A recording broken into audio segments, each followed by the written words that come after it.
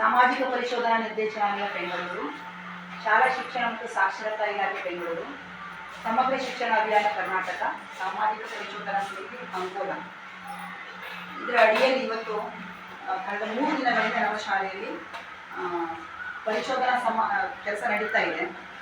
ಇದರ ಅರ್ಥ ಇಷ್ಟೇ, ಪ್ರತಿ ಯಾವುದೇ ಒಬ್ಬ ವ್ಯಕ್ತಿ ಯಾವುದೇ ಒಂದು ಕೆಲಸವನ್ನು ಮಾಡಿದಾಗ ನಾನು ಕೊಟ್ಟಂಥ ಯಾವುದೇ ಒಂದು ವ್ಯವಸ್ಥೆ ಎಷ್ಟು ಮಟ್ಟಿಗೆ ಅದು ಫಲಪ್ರದವಾಗ್ತದೆ ಎಂದು ನೋಡಬೇಕಾದ್ರೂ ಪ್ರತಿಯೊಬ್ಬರ ಕರ್ತವ್ಯ ಯಾರಿರ್ಬೋದು.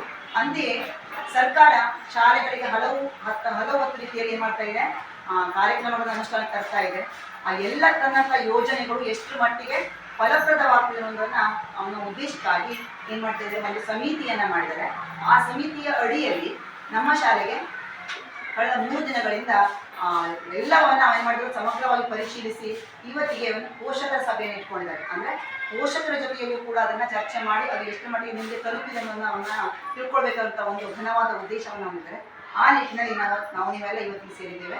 ಈ ಒಂದು ಕಾರ್ಯಕ್ರಮವನ್ನು ನಮ್ಮ ಶಾಲೆಯ ಮಕ್ಕಳ ಪ್ರಾರ್ಥನೆಯೊಂದಿಗೆ ಪ್ರಾರಂಭಿಸ್ತಾ ಇದ್ದೇವೆ. ಒಂದು ಮಕ್ಕಳು ಪ್ರಾರ್ಥನೆ ಮಾಡಬೇಕು.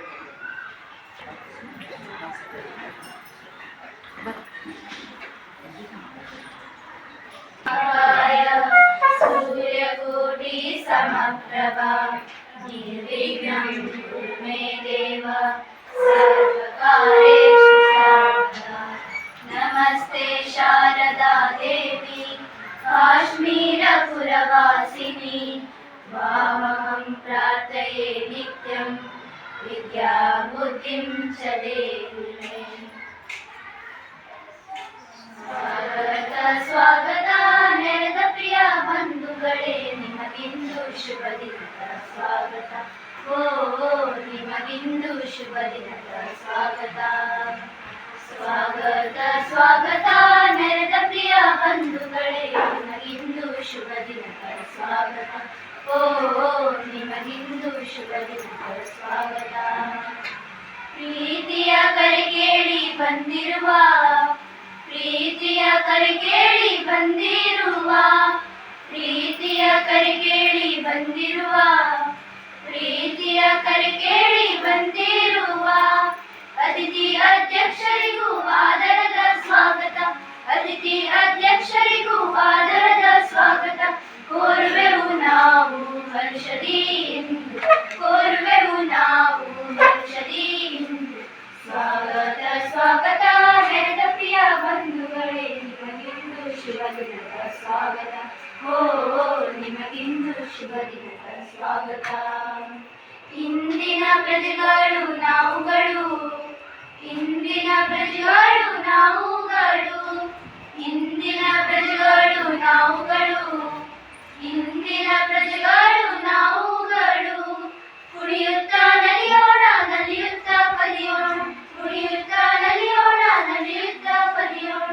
ಹರಸಿರಿ ಎಮ್ಮನು ತುಂಬು ಮನದಿ, ಹರಸಿರಿ ಎಮ್ಮನು ತುಂಬು ಮನದಿ. ಸ್ವಾಗತ ಸ್ವಾಗತ ನೆರೆದ ಪ್ರಿಯ ಬಂಧುಗಳೇ, ನಿಮಗಿಂದು ಶುಭ ದಿನದ ಸ್ವಾಗತ. ಓ ನಿಮಗಿಂದು ಶುಭ ದಿನದ ಸ್ವಾಗತ. ಸ್ವಾಗತ ಸ್ವಾಗತ ನೆರೆದ ಪ್ರಿಯ ಬಂಧುಗಳೇ, ನಿಮಗಿಂದು ಶುಭ ದಿನದ ಸ್ವಾಗತ. ಓ ನಿಮಗಿಂದು ಶುಭ ದಿನದ ಸ್ವಾಗತ. ಓ ನಿಮಗಿಂದು ಶುಭ ದಿನದ ಸ್ವಾಗತ. ಧನ್ಯವಾದಗಳು. ಈಗ ಕಾರ್ಯಕ್ರಮದಲ್ಲಿ ಉಪಸ್ಥಿತ ಸರ್ವ ಮಾನ್ಯರನ್ನ ಪ್ರೀತಿಯಿಂದ ಸ್ವಾಗತಿಸಿಕೊಳ್ತಾ ಇದ್ದಾರೆ ನಮ್ಮ ಶಾಲೆಯ ಮುಖ್ಯಾಧ್ಯಾಪಕರಾದ ಶ್ರೀಮತಿ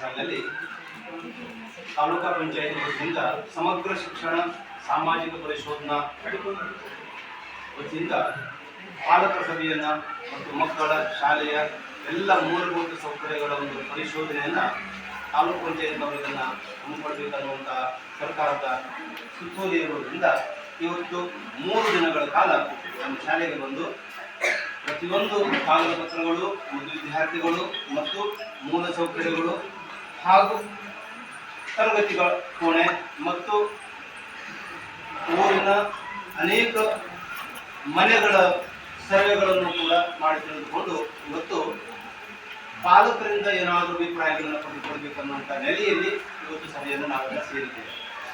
ಅಂತಹ ಸುಸಂದರ್ಭದಲ್ಲಿ ಆಗಮಿಸಿರ್ತಕ್ಕಂಥ ನಮ್ಮ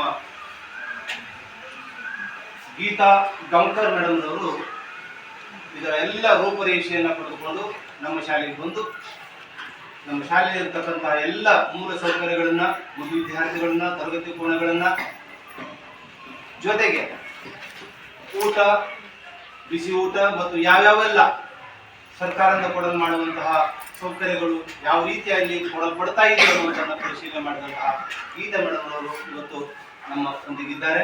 ಅವರಿಗೆ ನಮ್ಮ ಪರವಾಗಿ, ನಮ್ಮ ಶಾಲಾ ಪರವಾಗಿ ಮತ್ತು ವಿದ್ಯಾರ್ಥಿಗಳ ಪರವಾಗಿ ಹೃದಯ ಸ್ಪರ್ಶ ಅಂತ ಸ್ವಾಗತವನ್ನು ಕೊಡ್ತಾ ಇದ್ದೇನೆ. ಹಾಗೆಯೇ ನಮ್ಮ ಶಾಲೆಯ ಘನಾಧ್ಯಕ್ಷರು, ಶಾಲೆಯ ಸಮಗ್ರತೆಯನ್ನು ಕಾಪಾಡಿಕೊಂಡು ಬಂದಿರತಕ್ಕಂತಹ ಮಹಿಳೆಯರು, ಅವರು ಕೂಡ ಈ ಒಂದು ಕಾರ್ಯಕ್ರಮಕ್ಕೆ ನನ್ನ ಕರೆಗೆ ಹೋಗ್ಬಿಟ್ಟು ಆಗಮಿಸಿದ್ದಾರೆ. ಅವರು ನಮ್ಮೆಲ್ಲರ ಪರವಾಗಿ ಹೃದಯ ಸ್ಪರ್ಶ ಅಂತ ಸ್ವಾಗತವನ್ನು ಕೋರುತ್ತಿದ್ದಾರೆ.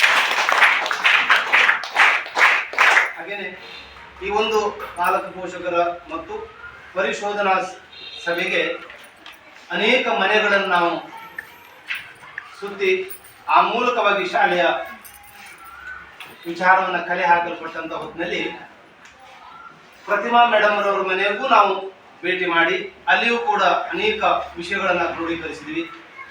ಹಾಗಾಗಿ ಅವತ್ತು ತಿಳಿದುಕೊಂಡಂತ ಎಲ್ಲ ವಿಚಾರಗಳು ಇವತ್ತು ಆ ಒಂದು ಸಭೆಯಲ್ಲಿ ಆಗಮಿಸಿ ಅವರು ತಮ್ಮ ವಿಚಾರವನ್ನು ಹೇಳಿರುವವರು ಅಂತ ಹೇಳ್ಕೊಳ್ತಾ ಅವರಿಗೂ ಕೂಡ ಪ್ರದೇಶ ಪರಿಸರ ಸ್ವಾಗತವನ್ನು ಕೊಡ್ತಾ ಇದ್ದಾರೆ. ಹಾಗೆಯೇ ನಮ್ಮ ಶಾಲೆಯ ಮುಖ್ಯ ಹಿರಿಯ ಶಿಕ್ಷಕರು ಆಗಿರ್ತಕ್ಕಂಥ ಬೀರನ್ ಸರ್ ಅವರಿಗೂ ಕೂಡ ನಿಮ್ಮೆಲ್ಲರ ಪರವಾಗಿ ಪ್ರದೇಶ ಪರಿಸರ ಸ್ವಾಗತವನ್ನು ಕೊಡ್ತಿದ್ದೇವೆ. ಹಾಗೆ ಇವತ್ತು ಗ್ರಾಮ ಪಂಚಾಯತ್ ಸದಸ್ಯರಲ್ಲಿ ಮತ್ತು ನಾಮನಿರ್ದೇಶಿತ ಸದಸ್ಯರು ಆಗಿರ್ತಕ್ಕಂಥ ಜೀವನ್ ಸರ್ ಅವರು ಈಗ ತಾನೇ ಬರ್ತೇನೆ ಅಂತ ಹೇಳಿದ್ದಾರೆ.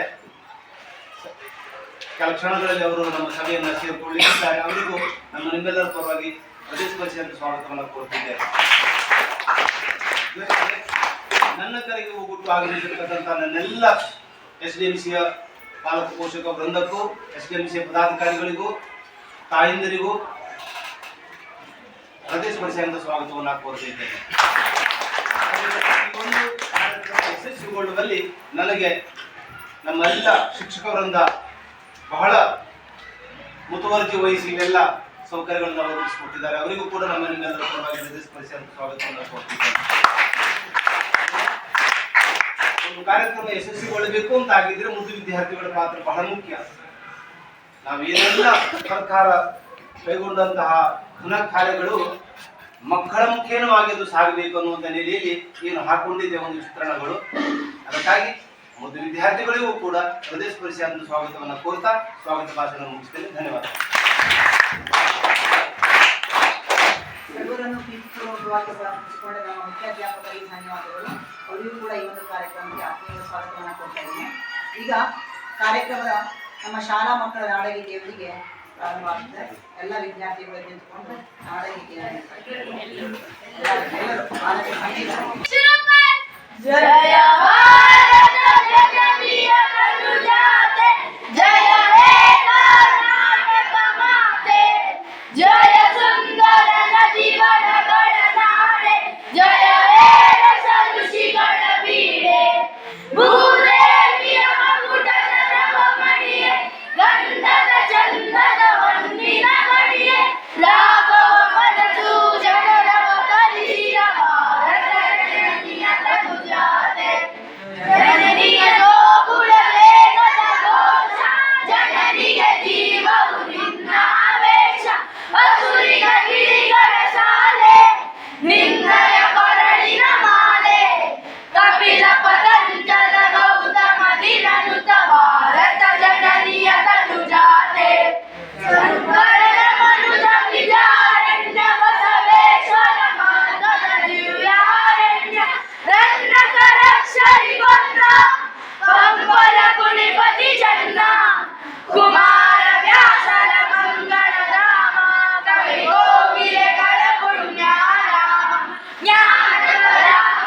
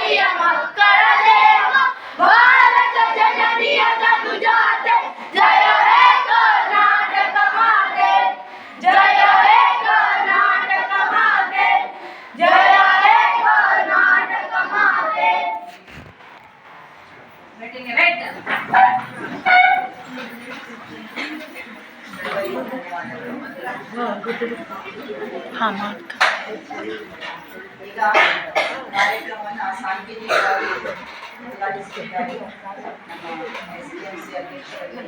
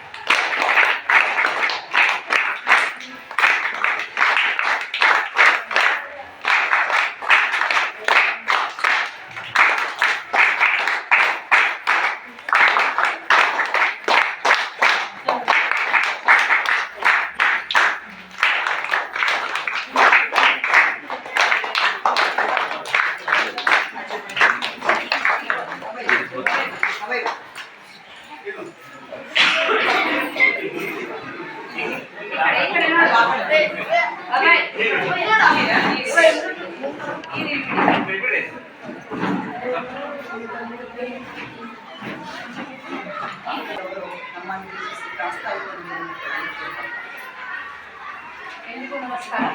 ವೇದಿಕೆ ಮೇಲೆ ಪಾಲ್ಗೊಂಡ ಪಾಲಕ ಪೋಷಕರು ಮುದ್ದು ವಿದ್ಯಾರ್ಥಿಗಳು ಶಿಕ್ಷಕ ವೃಂದದವರು. ನನ್ನ ಹೆಸರು ಗೀತಾ ಗಾಂವ್ಕರ್ ಅಂತ. ನಾನು ಕಳೆದ 2016-17ರಿಂದ ಅಂಕೋಲಾ ತಾಲೂಕಿನಲ್ಲಿ ಕಾರ್ಯಕ್ರಮ ವ್ಯವಸ್ಥಾಪಕರಾಗಿ ಕೆಲಸ ಮಾಡ್ತಾ ಇದ್ದೇನೆ. ಸಾಮಾನ್ಯವಾಗಿ ಶಾಲೆಗಳಿಗೆ ಕಳೆದ 2 ವರ್ಷದಿಂದ ಸಮಗ್ರ ಶಿಕ್ಷಣಾಭಿಯಾನ ಯೋಜನೆ ಬಾಕಿ ಇದೆ. ಈ ಸಲ ಅವಧಿಯಲ್ಲಿ ನಿಮ್ಮ ಶಾಲೆಯ ಸಹಿತ ಸಮಗ್ರ ಶಿಕ್ಷಣಾಭಿಯಾನ ಯೋಜನೆ ಸಾಮಾಜಿಕ ಪರಿಶೋಧನೆಗೆ ಆಯ್ಕೆಯಾಗಿದೆ. ನಮಗೆಲ್ಲ ಈ ಸಾಮಾಜಿಕ ಪರಿಶೋಧನೆ ಅಂದರೆ ನಮಗೆಲ್ಲ ಹೊಸದಿರ್ಬೋದು, ಆದರೆ ನಮ್ಮ ಪಂಚಾಯತದಲ್ಲಿ ಸಾಮಾನ್ಯವಾಗಿ ಕಳೆದ 2018-19ರಿಂದನೇ ಈ ಸಾಮಾಜಿಕ ಪರಿಶೋಧನೆ ಮಾಡ್ತಾ ಇದ್ದೇವೆ. ಅಂದರೆ ಮಹಾತ್ಮ ಗಾಂಧಿ ರಾಷ್ಟ್ರೀಯ ಉದ್ಯೋಗ ಖಾತ್ರಿ ಯಾವಾಗ ಜಾರಿಗೆ ಬಂದೋ ಅಂದಿನಿಂದ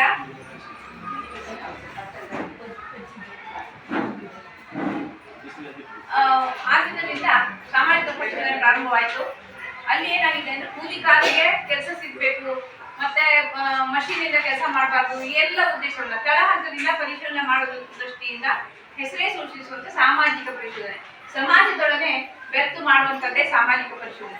ಸಾಮಾನ್ಯವಾಗಿ ಶಾಲೆಗಳಲ್ಲಿ ಅನೇಕ ಇನ್ಸ್ಪೆಕ್ಷನ್ಗಳಾಗ್ತದೆ, ಎಷ್ಟೋ ಆಡಿಟ್ಗಳಾಗ್ತದೆ. ಆದರೆ ಅಲ್ಲಿ ಏನಾಗ್ತದೆ, ದಾಖಲಾತಿಗಳನ್ನು ಪರಿಶೀಲನೆ ಮಾಡ್ತಾರೆ, ಸಾಮಾನ್ಯವಾಗಿ ಪರಿಶೀಲನೆ ಮಾಡ್ತಾರೆ ಮತ್ತು ವಿದ್ಯಾರ್ಥಿಗಳನ್ನು ಚರ್ಚೆ ಮಾಡಿ ವರದಿಯನ್ನು ತಯಾರಿಸಿ ಶಾಲೆಗಳಿಗೆ ಕೊಟ್ಟು ಹೋಗ್ತಾರೆ. ಆದರೆ ನಮ್ದೇನಿದೆ ಅಂದರೆ ನಾವು ತಳ ಹಂತದಿಂದ ಮಾಡುವಂಥದ್ದು ಸಾಮಾಜಿಕ ಪರಿಶೋಧನೆ, ನಮ್ಮ ಸಮಾಜದೊಡನೆ ಬೆರೆತು ಮಾಡುವಂಥದ್ದು ಪ್ರಮುಖವಾದದ್ದು. ನಾವು ಯಾವುದೇ ಒಂದು ಸಾಮಾಜಿಕ ಪರಿಶೋಧನೆಯನ್ನ ಮಾಡಿ ನಿಜವಾಗ್ಲೂ ಈ ಸಾಮಾಜಿಕ ಪರಿಶೋಧನೆ ಹುಡ್ಕೊಂಡದ್ದು ಮಹಾತ್ಮ ಗಾಂಧಿ ರಾಷ್ಟ್ರೀಯ ಉದ್ಯೋಗ ಖಾತ್ರಿ ಯೋಜನೆಯಿಂದ ಹುಡ್ಕೊಂಡು ತದನಂತರ ಪ್ರತಿಯೊಂದು ಯೋಜನೆಗೆ ಇದನ್ನು ಅಳವಡಿಸಿದ್ರು. ಅದರ ಪರಿಸ್ಥಿತಿ ಒಳ್ಳೆಯದಾದ್ರಿಂದ ಪ್ರತಿಯೊಂದು ಯೋಜನೆಗೂ ಈ ಸಾಮಾಜಿಕ ಪರಿಶೋಧನೆಯನ್ನ ಅಳವಡಿಸಿದ್ದಾರೆ. ಈಗಾಗಲೇ ನಾವು 6 ಆಡಿಟ್ ಅನ್ನ ಮಾಡ್ತಾ ಇದ್ದೇವೆ. ಒಂದು ತಾಲೂಕು ಪಂಚಾಯತದ 15ನೇ ಹಣಕಾಸು ಮತ್ತು ರಾಜ್ಯ ಹಣಕಾಸು, ಗ್ರಾಮ ಪಂಚಾಯತದ ಮಹಾತ್ಮ ಗಾಂಧಿ ನರೇಗಾ ಮತ್ತು 15ನೇ ಹಣಕಾಸು, ಆಮೇಲೆ ಸಮಗ್ರ ಶಿಕ್ಷಣ ಶಾಲೆಗಳಲ್ಲಿ 42 ಶಾಲೆಗಳಲ್ಲಿ, ಆನಂತರ ಮಧ್ಯಾಹ್ನ ಉಪಹಾರ ಯೋಜನೆ ಆಯ್ದ ಶಾಲೆಗಳಲ್ಲಿ. ಈ ಸಲ ಈಗಾಗಲೇ 4 ಶಾಲೆಗಳನ್ನು ಮಾಡಿದ್ದೀವಿ. ಮತ್ತು ಮುಂದೆ ಪುನಃ ಮತ್ತೆ ಆಯ್ಕೆ ಮಾಡಿದ್ರೆ ಮತ್ತೆ ಶಾಲೆಗಳನ್ನ ಆಯ್ಕೆ ಮಾಡ್ಕೊಳ್ತೇವೆ. ಜೊತೆಗೆ ಇಲ್ಲಿ ಏನಿದೆ ಅಂದ್ರೆ ಸಮಾಜ ಯಾವುದೇ ಒಂದು ನಾವು ಕೆಲಸಗಳನ್ನು ಮಾಡಿದ್ರಿಂದ ಸಭೆಯನ್ನ ಕರೆದು ಅದ್ರ ಮೂಲಕ ಜನರಿಗೆ ತಿಳಿಸುವಂಥದ್ದು. ಪಂಚಾಯತದ ಆಡಿಟನ್ನು ಮಾಡಿದಾಗ ಅಲ್ಲಿಯ ಸಾರ್ವಜನಿಕರು, ನರೇಗಾಕ್ಕೆ ಸಂಬಂಧಪಟ್ಟಂತ ಫಲಾನುಭವಿಗಳು, ಮತ್ತೆ ಕೂಲಿಕಾರರು ಮತ್ತು ಸಾರ್ವಜನಿಕರು ಕರಿತೀವಿ. ಶಾಲಾ ಸಭೆಯಲ್ಲಿ ಶಾಲೆಯ ಪಾಲಕ ಪೋಷಕರು ಅವರನ್ನ ಕರೆದು ಶಾಲೆಗೆ ಸಂಬಂಧಪಟ್ಟಂತಹ ಸಾಮಾಜಿಕ ಪರಿಶೋಧನೆಯನ್ನ ಮಾಡಿ ವರದಿಯನ್ನ ಕೊಡ್ತೇವೆ.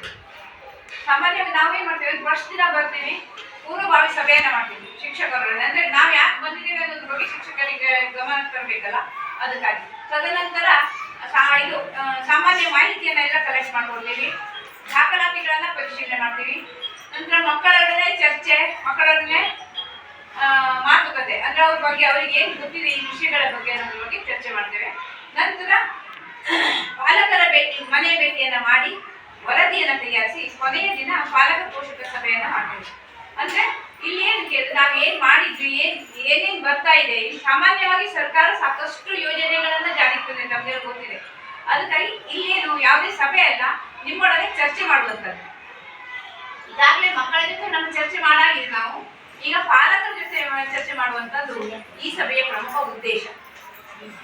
ಈಗ ಸಾಮಾನ್ಯವಾಗಿ ನಿಮ್ಮ ಸರ್ಕಾರದಿಂದ ಸಾಕಷ್ಟು ಯೋಜನೆಗಳು ನಿಮ್ಮ ಮಕ್ಕಳಿಗೆ ಬರ್ತಾ ಇದೆಯಲ್ಲ ಏನೇನ್ ಬರ್ತಾ ಇದೆ ಅಂತ ಎದ್ದಿಂತ ಯಾರಾದ್ರೂ ಹೇಳ್ತೀರಾ? ಯಾವ್ಯಾವ ಯೋಜನೆ ಜಾರಿಗೆ ಬಂದಿದೆ, ಯಾವ್ಯಾವ ಫಲ ಮಕ್ಕಳಿಗೆ ಸಿಕ್ಕಿದೆ ಅನ್ನೋದ್ರ ಬಗ್ಗೆ ಯಾರಾದ್ರೂ ಪಾಲಕ ನೀವು ಹೇಳಿ, ಯಾರು ನಿಮ್ಮ ಹೆಸರು ಹೇಳಿ. ಮೊದಲೆಲ್ಲ ಕಾಲ್ ಬರ್ತಾ ಇದೆ, ಆಮೇಲೆ ರಾಗಿ ಮೊಟ್ಟೆ,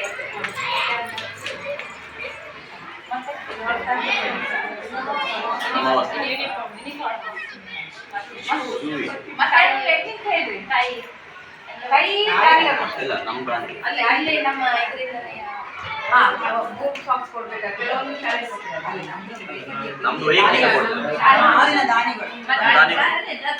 ದಾನಿಗಳಲ್ಲ, ಬಟ್ಟಿ ಪುಸ್ತಕ, ಬಟ್ಟಿ ಎಲ್ಲ ಪುಸ್ತಕ ಕೂತ್ಕೊಳ್ಳಿ. ಮತ್ತೆ ಯಾರಾದ್ರೂ ಹೇಳ್ರಿ, ಅವ್ರು ಬಿಟ್ಟಿದ್ದಾರೆ ಮಕ್ಕಳು ಯಾರಾದ್ರೂ ಹೇಳ್ಬೇಡಿ, ತಾಯಿಂದ ಹೇಳ್ತಾರೆ ಅವ್ರು ಬಿಟ್ಟಿದ್ದಾರೆ, ಸಾಕಷ್ಟು ಬಿಟ್ಟಿದ್ದಾರೆ. ಸ್ವಲ್ಪ ನೀವೇನಾದ್ರೂ ಇದ್ರೆ ಹೇಳಿ.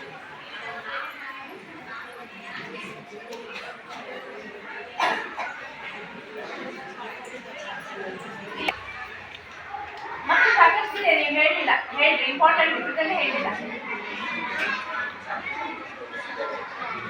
ನಿಮ್ಮತ್ರ ಮಕ್ಕಳ ಹತ್ರ ಮಾತಾಡಬೇಡ ಅಂತ ಹೇಳಿದ್ದೆಲ್ಲ ನಿಮ್ಮ ತಂದೆ ತಾಯಿಗಳಿಗೆ ಗೊತ್ತಿರ್ಬೇಕಲ್ಲ ಅದ್ರ ಬಗ್ಗೆ.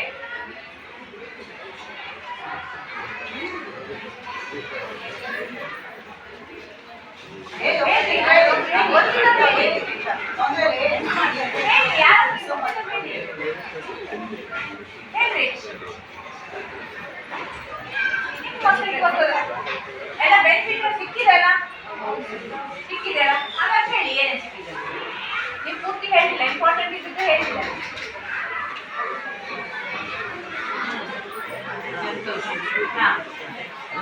ಏನ್ ಹೇಳಿದ್ರು ಕೇಳ್ತಾ?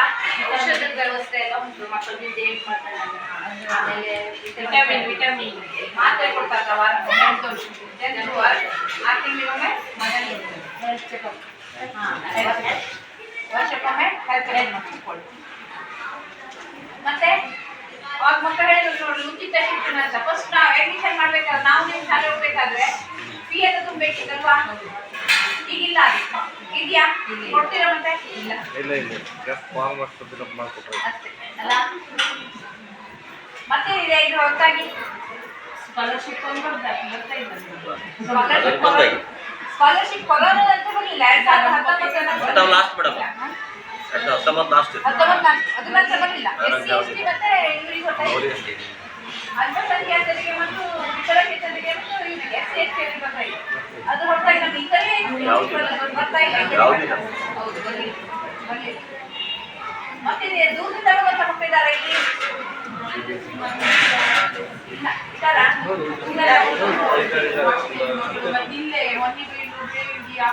ಅಲ್ಲಿಂದ ಬಂದು ಯಾಕೆಂದ್ರೆ ಇಲ್ಲಿ ಇನ್ನೊಂದಿದೆ, ಏನ್ ಗೊತ್ತಿದೆ, ನಮ್ಮ ಮನೆಯಿಂದ, ಅದು ನಮ್ಮ ಮಕ್ಕಳನ್ನ ನಾವು ಕೊಡ್ಬೇಕಾದ್ರೆ ನಮ್ಮ ಮನೆಯಿಂದ 2 ಕಿಲೋಮೀಟರ್ ದೂರ ಶಾಲೆ ಇದ್ದು, ಮತ್ತೆ ಮೊದಲು ಯಾವ್ದು ಶಾಲೆ ಇರಬಾರ್ದು, ಆ ಶಾಲೆಗೆ ಇಲ್ಲದ ಶಾಲೆ ಹೋಗ್ತಾರೆ ಅಂಥವರಿಗೆ ಮಕ್ಕಳಿಗೆ ಪ್ರಯಾಣ ಬರ್ತದೆ ಅಂತ ಹೇಳಿ ವರ್ಷಕ್ಕೆ 6,000 ರೂಪಾಯಿ ಕೊಡ್ತಾರೆ. 1 ವರ್ಷಕ್ಕೆ ಸಾರಿಗೆ ಬರ್ತದೆ ಅಂತ ಹೇಳಿ 6,000 ರೂಪಾಯಿ ಕೊಡ್ತಾರೆ. ಅದನ್ನ ಸಾಮಾನ್ಯವಾಗಿ ಲಾಭ ಆಗೋಂಗಿಲ್ಲ. ಇದ್ರ ಮಧ್ಯೆ ಸಾಕಷ್ಟು ಶಾಲೆಗಳಿವೆ, ಕೆಲವೊಬ್ಬರಿಗೆ ಲಾಭ ಆಗ್ತಾ ಇದೆ.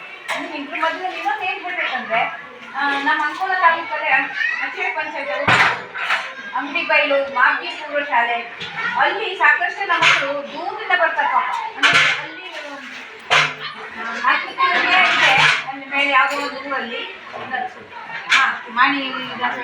ಮಾಣಿಗೆ ಜಾಸ್ತಿ. ಆದ್ರೆ ಆ ಮಾರ್ಗಿ ಪೂರ್ವ ಶಾಲೆಗೆ ಬರುವವರು ಬೇರೆಯವ್ರ ಮನೇಲಿ ಉಳ್ಕೊಂಡು ಬರ್ತಾರೆ, ಬೇರೆಯವ್ರ ರಿಲೇಷನ್ ಮನೇಲಲ್ಲ, ಯಾವುದೋ ಪರಿಚಯದ ಮನೇಲಿ ಉಳ್ಕೊಂಡು ಶಾಲೆಗೆ ಬರ್ತಾ ಇದ್ದಾರೆ. ಆದ್ರೆ ಅವ್ರಿಗೆ ಇದು ಸಿಗ್ತಾ ಇಲ್ಲ. ನಿಜವಾಗ ಅವ್ರಿಗೆ ಕೊಡ್ಬೇಕು, ಯಾಕೆ ಹೇಳ್ರಿ, ಅವ್ರಿಗೆ ಆ ದಿನ ಅಲ್ಲಿ ಅವಾಗ ಬಂದ್ಬಿಟ್ಟು ಇನ್ನೊಬ್ರು ಮನೆಯಲ್ಲಿ ಚಿಕ್ಕ ವಯಸ್ಸಲ್ಲಿ ಉಳ್ಕೊಂಡು ಅವ್ರು ಏನು ಪೇಜ್ ಮಾಡ್ತಾ ಇದ್ದಾರೆ. ಅದು ಸಂಬಂಧಪಟ್ಟಂತೆ ನಾವು ಕಳಿಸಿದ್ದೇವೆ, ಗೃಹಗಮನಕ್ಕೆ ಬಂದಿದ್ದೇವೆ. ಮತ್ತು ನಮ್ಮ ಸ್ಟೇಟ್ ಲೆವೆಲ್ ಒಂದು ಮೀಟಿಂಗ್ ಅಂತ ಸಮಾಜ ಶಿಕ್ಷಣ ಬಗ್ಗೆ, ಅಲ್ಲಿ ಅವ್ರು ಹೇಳಿದ್ದಾರೆ, ಇಲ್ಲ ಕ್ರಮವನ್ನು ತಗೋಬೇಕು, ನಿಮ್ಮ BO ಅವ್ರಿಗೆ ಕೊಡಲೇಬೇಕು ಕಂಪಲ್ಸರಿ.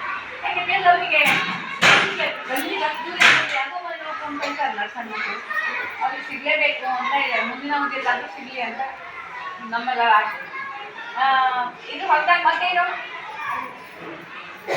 ನೋಡ್ರಿ, ಉಚಿತ ಶಿಕ್ಷಣ, ಯೂನಿಫಾರ್ಮು, ಮತ್ತೆ ಇದು ಬೂಟು ಸಾಕ್ಸು, ಪುಸ್ತಕ, ಹೆಲ್ತ್ ಚೆಕಪ್ ಮಾಡ್ತಾರೆ, ಟ್ಯಾಬ್ಲೆಟ್ಸ್ ಕೊಡ್ತಾರೆ ವಾರಕ್ಕೊಮ್ಮೆ, ಯಾವುದು ಕಬ್ಬಿಣಾಂಶದ್ದು, ಆನಂತರ ಇದು ಜಂತುಗಳಿಗೆ ಅಲ್ವಾ. ಇವೆಲ್ಲ ಸಮಗ್ರ ಶಿಕ್ಷಣಕ್ಕೆ ಬಂದಿದೆ. ಇದು ಹೊರತಾಗಿ ಇವೆಲ್ಲ ಮಧ್ಯಾಹ್ನೋಪಾಯ ಇದೆಲ್ಲ ಸವಲತ್ತುಗಳನ್ನು ಯಾಕೆ ಕೊಡ್ತಾ ಇದೆ ಸರ್ಕಾರ? ಇವೆಲ್ಲ ಸವಲತ್ತನ್ನು ಸರ್ಕಾರ ಯಾಕೆ ಕೊಡ್ತಾ ಇದೆ?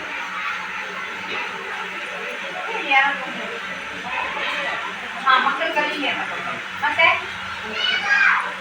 ಪೌಷ್ಟಿಕಾಂಶ ಹೆಚ್ಚಾಗಿ ಆರೋಗ್ಯವಂತರಾಗಿ ಅಂತ ಟ್ಯಾಬ್ಲೆಟ್ ಕೊಡ್ತಾ ಇದೆ. ಇದನ್ನ ಎಲ್ಲಾ ಶಾಲಾ ಮಕ್ಕಳಿಗೆ ಕೊಡ್ತದ? ಗೌರ್ಮೆಂಟ್ ಶಾಲೆ ಮಕ್ಕಳಿಗೆ ಮಾತ್ರ ಅಲ್ವಾ? ಪ್ರಪ್ರಥಮವಾಗಿ ಸರ್ಕಾರ ಯಾಕೆ ಕೊಡ್ತಾ ಇದೆ ಅಂದ್ರೆ ಎಲ್ಲರೂ ಗೌರ್ಮೆಂಟ್ ಶಾಲೆಯಲ್ಲೇ ಕಲಿಬೇಕು ಅನ್ನೋ ಒಂದು ಉದ್ದೇಶ ಇಟ್ಕೊಂಡು ಸರ್ಕಾರ ಇದನ್ನ ಎಲ್ಲ ಮಕ್ಕಳಿಗೆ ಕೊಡ್ತಾ ಇದೆ. ಅಂದ್ರೆ ಮೊದಲೇನಾಗಿತ್ತು ಹೇಳ್ರಿ, ಪ್ರೈವೇಟ್ ಸ್ಕೂಲ್ ಮಕ್ಕಳು ಶಿಸ್ತಾಗಿ ಹೋಗೋದು ನೋಡಿ ಕನ್ನಡ ಶಾಲೆ ಮಕ್ಕಳಿಗೆ ಬೇಜಾರಾಗ್ತದೆ, ತಾವು ಅದೇ ಸ್ಕೂಲಿಗೆ ಹೋಗ್ಬೇಕು ಅಂತ ಹಠ ಹಿಡಿತಿದ್ರು ಮಕ್ಕಳು ಅಲ್ವಾ. ಅದಕ್ಕಾಗಿ ಸರ್ಕಾರ ಅವರಲ್ಲಿ ಮತ್ತು ಇವರಲ್ಲಿ ಬೇರೆ ತರಬಾರ್ದು, ಕನ್ನಡ ಶಾಲೆ ಅಂದರೆ ಸರ್ಕಾರಿ ಶಾಲೆ ಎಲ್ಲಕ್ಕಿಂತ ಉತ್ತಮವಾಗಿ ಬೆಳಿಬೇಕು ಅನ್ನೋ ದೃಷ್ಟಿಯಿಂದ ಸರ್ಕಾರ ಏನು ಮಾಡಿದೆ, ಈ ಯೋಜನೆಯನ್ನು ನಮ್ಮ ಇವರಿಗೆಲ್ಲ ಕೊಟ್ಟಿದೆ. ಯಾರಿಗೆ? ಮಕ್ಕಳಿಗೆ, ಕನ್ನಡ ಶಾಲೆಗೆ ಬರುವಂಥ ಮಕ್ಕಳಿಗೆ ಮತ್ತು ಮುಂದಿನ ಅವಧಿಯರು ತಮ್ಮ ತಂಗಿಯರನ್ನ ಅಥವಾ ನಮ್ಮ ನೆರೆಹೊರೆಯರು ಸಹಿತ ಕನ್ನಡ ಶಾಲೆಗೆ ಕರ್ಕೊಂಡು ಬರಬೇಕು ಅಂತ ಸರ್ಕಾರ ಹೇಳ್ತಾ ಇದೆ. ಇದರಿಂದ ಪಾಲಕರಿಗೆ ಏನು ಬೆನಿಫಿಟ್ ಆಗಿದೆ? ಮಕ್ಕಳಿಗಂತೂ ವೈಯಕ್ತಿಕವಾಗಿ ಏನಂತಂದ್ರೆ ಪಾಲಕರಿಗೆ ಏನು ಬೆನಿಫಿಟ್ ಆಗಿದೆ?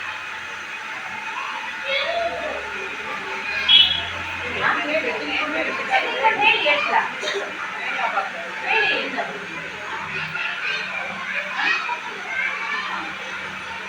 ಹೇಳ್ರಿ, ಇಟ್ಕೊಂಡು ಹೇಳಿ ವಿಡಿಯೋ ಮಾಡ್ತಾ ಇದ್ದಾರೆ, ಹೇಳಿ.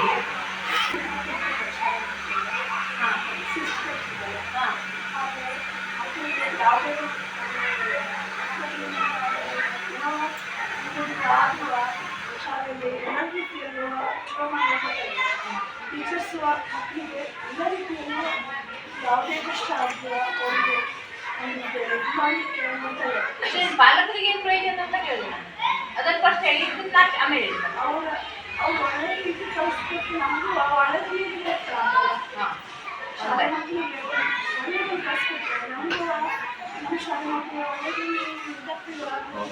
ಪಾಲಕರಿಗೂ ಎಣ್ಣೆ ಆಗ್ತದೆ.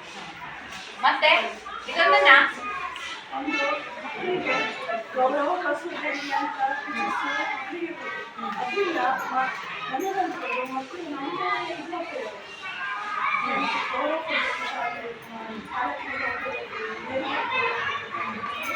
ಅವರು ತೋರಿಸ್ಕೊಡ್ತಾ ಇದ್ದಾರೆ. ಮತ್ತೆ ಯೋಜನೆಗಳಿಂದ ನಿಮ್ಗೆ ಏನು ಹೆಲ್ಪ್ ಆಗಿದೆ? ನೆನಪಾಗಿದೆ, ಯೋಜನೆಗಳು ಜಾರಿ ಮಾಡಿದ್ರೆ ಏನು ಹೆಲ್ಪ್ ಆಗಿದೆ ಅಂತ ನಿಮಗೆ ಏನಾಗಿದೆ? ಮಕ್ಕಳಿಗೆ ಪಾಲಕರಿಗೆ ಏನು ಹೆಲ್ಪ್ ಆಗಿದೆ? ಎಲ್ಲ ಪಾಲಕರಿಗೆ ಮಕ್ಕಳನ್ನ ಖಾಸಗಿ ಶಾಲೆಗೆ ಹಾಕಬೇಕಾಗುದಿಲ್ಲ. ಹೇಳಿ, ನಾ ಕಲ್ತಿದ್ದೇನೆ ಹೇಳಿ. ಆರ್ಥಿಕವಾಗಿ ಸಹಾಯ ಆಗ್ತದೆ. ಮತ್ತೆ ಹೇಳಿ, ಎಷ್ಟಿದೆ ಹೇಳ್ರಿ. ಬಿಸಿ ಊಟ ಕೊಟ್ಟಿದ್ರೆ ಏನಾಯ್ತು? ಬಿಸಿ ಊಟ ಕೊಟ್ಟಿದ್ರೆ ಏನಾಯ್ತು? ಕೆಲ್ಸಕ್ಕೆ ಹೋಗೋರಿಗೆ ಹಾಂ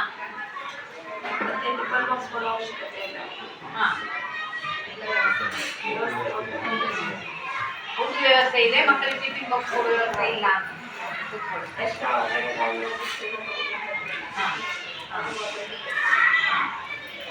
ಮತ್ತೆ ನಾನು ಪಾಲಕರಿಗೆ ಏನು ಪ್ರಯೋಜನ ಆಗಿದೆ ಅಂತ ಕೇಳ್ತಾ ಇದ್ದೇನೆ. ಅವಾಗಿಲ್ಲ ಏನೂ ಆಗಿಲ್ಲ ಅಂತ ನನ್ನ ದೃಷ್ಟಿಯಲ್ಲಿ ಅಲ್ವಾ? ಕಡೆ ಬಂದು ನಾನು ಈ ಥರ ಹುಡ್ಕೆ ಬರ್ತೇನೆ ಮತ್ತೆ ನಾನು ಹೇಳಿ. ಈಗ ಪಾಲಕರಿಗೆ ಏನು ಬೆನಿಫಿಟ್ ಆಗಿದೆ ಇದರಿಂದ ಅಂತ ಹೇಳಿ, ಆನಂತರ ಮತ್ತೆ ಕೂತು ಬರ್ತೇನೆ. ನಾ ಎಸ್ಪೆಷಲಿ ನಿಮಗೆ ಕೇಳಲಾಗಿದೆ, ತಾಯಂದಿರಿಗೆ ಸಾಯ್ತೇನೆ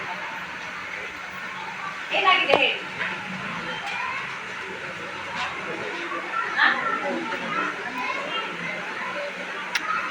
ಒಂದು ಟೋಟಲ್ ಆಗಿ ಪಾಲಕರಿಗೆ ಏನಾಗಿದೆ ಕೇಳಿದಾಗ ಖರ್ಚು ಕಡಿಮೆ ಆಗಿದೆ, ಒಪ್ಕೊಳ್ತೀರಾ?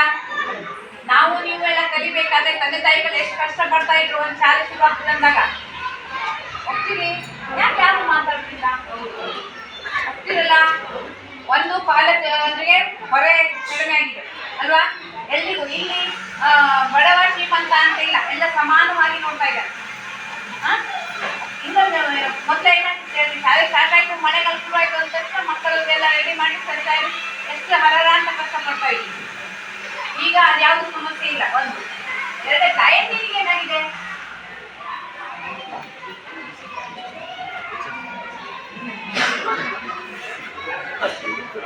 ತಾಯಂದಿರಿಗೆ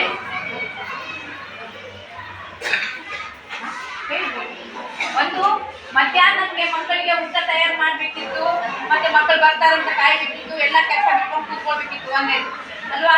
ಮತ್ತೆ ಬಂದ್ರು ಏನ್ ಮಾಡ್ತಾರೆ, ರೋಡಲ್ಲೇ ಇದೆ, ಬಸ್ ಬರ್ತಾ ಇದೆ, ಗಾಡಿ ಬರ್ತಾ ಇದೆ, ಓಡಾಡ್ತಾರೆ, ಮಕ್ಕಳು ಬಂದು ಕೂಲ ಅಂತ ಇದು ಟೆನ್ಷನ್ ಆಗ್ತಾ ಇತ್ತಲ್ವಾ. ಆಮೇಲೆ ಊಟಕ್ಕೆ ತಯಾರು ಮಾಡ್ಬೇಕಿತ್ತು. ಅದಕ್ಕಿಂತ ಮೇನ್ ಇಂಪಾರ್ಟೆಂಟ್ ಆದದ್ದು ಬೆಳಿಗ್ಗೆ 9 ಗಂಟೆಗೆ ನೀವು ಶಾಲೆಗೆ ಕರ್ಕೊಂಡ್ಬಂದ್ಬಿಡ್ತೀರಿ ಮಕ್ಕಳಿಗೆ. 4:30 ತನಕ ನೀವು ಏನ್ ಮಾಡಿದ್ರು ಆಗ್ತದೆ. ಏನ್ ಮಾಡಿದ್ರು ಅಂದ್ರೆ ಪೇಟೆಗೂ ಹೋಗ್ಬೋದು, ಕೆಲಸಕ್ಕೂ ಹೋಗ್ಬೋದು.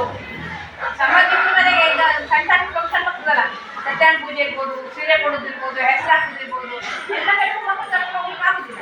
ಆಗ್ತದಾ? ಅಲ್ಲ ನೀವು ನಾವು ಕರ್ಕೊಂಡು ಹೋಗ್ಬೇಕು, ನೀವು ಯಾಕೆ ಹಾಗೆ ಹೇಳ್ತೀರಿ ಅಂತ ಹೇಳ್ಬೇಡಿ. ಕೆಲವೊಂದು ಕಡೆ ಮಕ್ಕಳು ಕರ್ಕೊಂಡು ಹೋಗ್ಲಿಕ್ಕೆ ಆಗುದಿಲ್ಲ, ನಾವು ಹೋಗಿ ಬೇಗ ಬರ್ಬೇಕಾಗ್ತದಲ್ಲ, ಮನೆಗೂ ನೋಡ್ಬೇಕು, ಇಲ್ಲಿ ಬಂದು ಮತ್ತೆ ಕೆಲವೊಂದು ಸಲ ಮಕ್ಕಳು ನಾವು ಬಂದೇ ಬರ್ತೇವೆ ಅಂತ ಹಠ ಹಿಡಿದಾಗ ಬಿಟ್ಟು ಹೋಗ್ಲಿಕ್ಕೆ ಆಗುದಿಲ್ಲ. ನೀವು ಶಾಲೆ ಕಳ್ಸ್ಕೊಂಡ್ಬಿಟ್ಟು ಕಡೆಗೆ ಹೋಗಿ ಸಂಜೆ ತನಕ ಬರ್.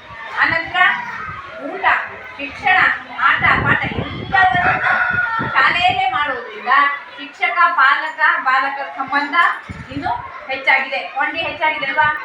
ನೀವೆಲ್ಲ ಶಾಲೆಗೆ ಬರ್ತೀರಾ? ಯಾವಾಗ ಬರ್ತೀರಿ? ಫಂಕ್ಷನ್ ಇದ್ದಾಗ, ಮೀಟಿಂಗ್ ಇದ್ದಾಗ ಬರ್ತೀರಲ್ಲ. ಇನ್ನೂ ಮುಂದೆ ಹೋಗಿ ಹೇಳ್ತೇನೆ, ಅಂದ್ರೆ ನಾನು ಹೇಳಿದ್ದಲ್ಲ, ಸರ್ಕಾರ ಹೇಳಿದ್ದು. ನೀವು ಬಂದು ನಂಗೆ ಹೊರ ಹೊರಸಿದ್ದು ಅಂತ ಹೇಳಬೇಡಿ. ಸರ್ಕಾರ ಏನಂತ ಇದೆ ಅಂದರೆ, ತಾಯಂದಿರು ಯಾರಾದರೂ ಒಬ್ಬರು ಪ್ರತಿದಿನ ಶಾಲೆಗೆ ಬರಬೇಕು. ಇಡೀ ದಿವಸ ಅಲ್ಲಿ ಸುಮಾರು ಒಂದು 12 ಗಂಟೆಗೆ ಬಂದು 1:30-2 ಗಂಟೆ ತನಕ ಹೋಗಿದ್ರೆ ಸಾಕು. ಯಾಕೆ ಅಂತ ಕೇಳ್ಬೋದು ನೀವು. ನೋಡ್ರಿ, ಈಗ ನಾವು ಮನೆಯಲ್ಲಿ ರಜೆ ಇದ್ದಾಗ ಮಕ್ಕಳನ್ನು ಸಂಭಾಳಿಸುವ ಈಸಿ ಅಲ್ವಾ? ಅಲ್ಲ, ಭಾಳ ಕಷ್ಟಲ್ಲ ಮಕ್ಕಳು ಮನೆಯಲ್ಲಿದ್ದಾಗ ರಜೆಯಲ್ಲಿ. ಯಾಕೆ ಬರ್ತೀರಿ? ನೋಡ್ರಿ, ನಮ್ಗೆ 1-2 ಮಕ್ಕಳಿದ್ದಾಗ ರಜೆಯಲ್ಲಿ ಸಂಭಾಳಿಸ್ಲಿಕ್ಕೆ ಕಷ್ಟ ಆಗ್ತದೆ. ಅದೇ ಈಗ ನೋಡಿ, ಇಷ್ಟು ಮಂದಿ ಮಕ್ಕಳಿದ್ದಾರೆ, ಎಷ್ಟು ನಿನ್ನೆ ಶಾಲೆ 6 ಜನ ಶಿಕ್ಷಕರಿದ್ದಾರಲ್ಲ, 6 ಜನ ಇದ್ದಾರೆ, 6-8 ಇರ್ಬೋದು ಮಕ್ಕಳು. ಇಷ್ಟು ಜನ ಮಕ್ಕಳಿದ್ದಾರೆ. ಅಷ್ಟು ಜನರಿಗೂ ಶಿಕ್ಷಣ ಮೊದಲಿತ್ತು, ಶಿಕ್ಷಣ ಮೊದಲೇ ಕೊಡ್ತಿದ್ರು, ಮಾಡ್ಕೊಂಡು ಹೋಗ್ತಿದ್ರು. ಅದು ಈಗ ಹಾಗಲ್ಲ. ಹಾಲು, ಊಟ ಅಲ್ವಾ, ಪಾಠ, ಆಟ ಪ್ರತಿಯೊಂದನ್ನು ಶಿಕ್ಷಕರು ಮಾಡಿಸ್ಬೇಕು. ಜೊತೆಗೆ ಸರ್ಕಾರಿ ಆದೇಶಗಳಿಗೆ ಉತ್ತರ ಕೊಡಬೇಕು. ಜೊತೆಗೆ ಇವತ್ತಿನ ಮೊಟ್ಟೆ ಎಷ್ಟು ಜನ ಮಕ್ಕಳು ಊಟ ಮಾಡಿದ್ರು ಅಂತ ರಿಪೋರ್ಟ್ ಕೊಡಬೇಕು. ಜೊತೆಗೆ ಮಕ್ಕಳಿಗೆ ಕಲಿಸ್ಬೇಕು. ಇಷ್ಟೆಲ್ಲವನ್ನ ಹೊರೆಯನ್ನು ಹೊತ್ಕೊಂಡಿದ್ದಾರೆ. ಜೊತೆಗೆ ಅಡಿಗೆಯವರನ್ನ ಆಯ್ಕೆ ಮಾಡ್ಕೊಳ್ಬೇಕಾದ್ರೆ ಏನು ಹೇಳ್ತೀವಿ, ಕೇವಲ ಒಂದು ಅನ್ನ ಒಂದು ಸಾರು ಮಾಡಿ ಬಂದಿತ್ತು. ಫಸ್ಟ್ ಬಂದಾಗ ಬಿಸಿ ಊಟ ಬಂದ ಸವಾಲು ನಿಮ್ಗೆ ಗೊತ್ತಿರ್ಬೋದು. ಆವಾಗ ಅಡಿಗೆಯವ್ರನ್ನ ಆಯ್ಕೆ ಮಾಡ್ಕೊಂಡಿದ್ವಿ. ಅವ್ರು ಕೊಡುವಂಥ ಪೇಮೆಂಟಿಗೆ, ಸರ್ಕಾರ ಕೊಡುವಂಥ ಪೇಮೆಂಟಿಗೆ, ಅವ್ರು ಮಾಡುವಂಥ ಕೆಲಸಕ್ಕೆ ಭಾಳ ಡಿಫ್ರೆನ್ಸ್ ಇದೆ. ಯಾಕೆ ಕೇಳಿದ್ರೆ ಅವರು ಇನ್ನೇನು ಬೆಳಿಗ್ಗೆ ಹೊತ್ತಿಗೆ ಮಾಡಿ ಸಂಜೆ ಹೊತ್ತು ಬೇರೆ ಏನಾದ್ರು ಕೆಲ್ಸಕ್ಕೆ ಹೋಗ್ತಾರಂದ್ರೂ ಆಗೋದಿಲ್ಲ ಅವರಿಗೆ. ಇಲ್ಲೇ ಲೇಟ್ ಹೋಗ್ತಾರೋ ಯಾರು ತಗೊಳ್ತಾರೆ ಅಷ್ಟೊತ್ತಿಗೆ ಹೋದ್ರೆ. ಅದಕ್ಕೆ ಮತ್ತೇನಾಗ್ತದೆ, ಇಷ್ಟ ಜನ ಮಕ್ಕಳಿದ್ರೆ ಮಕ್ಕಳನ್ನೆಲ್ಲ ಸರಿಪಡಿಸ್ಕೊಂಡು ಅವ್ರಿಗೆ ಮಾಡ್ಕೊಂಡು ಹೋಗ್ಲಿಕ್ಕೆ ಕಷ್ಟ ಆಗ್ತದೆ. ಅಂತ ಸರ್ಕಾರ ಏನಂತದೆ, ಪಾಲಕರು ಈಗ ಮುಂದೆ ತಾಯಂದಿರ ಸಮಿತಿ ಮಾಡಿದಾರಲ್ಲ, ಆ ರೀತಿ ಸಮಿತಿಯನ್ನು ಮಾಡಿ ದಿವಸ ಹೋಗ್ಬೇಕು ಪಾಲಕರು. ಈಗ ನಿಮ್ಮ ಸಾಧಾರಣ ಒಂದು 2 ತಿಂಗಳಿಗೆ, 1.5 ತಿಂಗಳಿಗೆ, 2 ತಿಂಗಳಿಗೆ ಒಬ್ರು ಬರ್ಬೋದು, ಒಂದು ಸಲ ಬರ್ಬೋದು ನಮ್ಮ ಪಾಡಿ ಅಲ್ವಾ. ಅದಕ್ಕಾಗಿ ಆವಾಗ ಬಂದು ಮಕ್ಕಳಿಗೆ ಏನಾದರೂ ಬಳಸುವಲ್ಲಿ ಅಡುಗೆಯವ್ರಿಗೆ ಹೆಲ್ಪ್ ಮಾಡಿ, ನೀವು ಸಹಿತ ರುಚಿ ನೋಡಿ. ಅದೊಂದು ಪುಸ್ತಕ ಇದೆ, ರುಚಿ ಪುಸ್ತಕ ಅಂತ ಇದೆ, ಆ ಪುಸ್ತಕದಲ್ಲಿ ಬರ್ದಿಟ್ಟು ಹೋಗಬೇಕು ಅಂತ ಇದೆ. ಮಾಡ್ತೀರಾ ಮುಂದಿನ ಓದಿಲ್ಲಿ ಯಾವಾಗಾದರೂ? ಯಾರ್ಯಾರು ಊಟ ಮಾಡಿದ್ರಿ? ಯಾರ್ಯಾರು ರುಚಿ ಪುಸ್ತಕದಲ್ಲಿ ಬರ್ದಿದ್ದೀರಿ ಇಷ್ಟು ಜನರಲ್ಲಿ? ಎಷ್ಟು ಜನ ಮಾಡಿದ್ದೀರಿ? ಊಟ ಮಾಡಿದ್ದೀರಿ?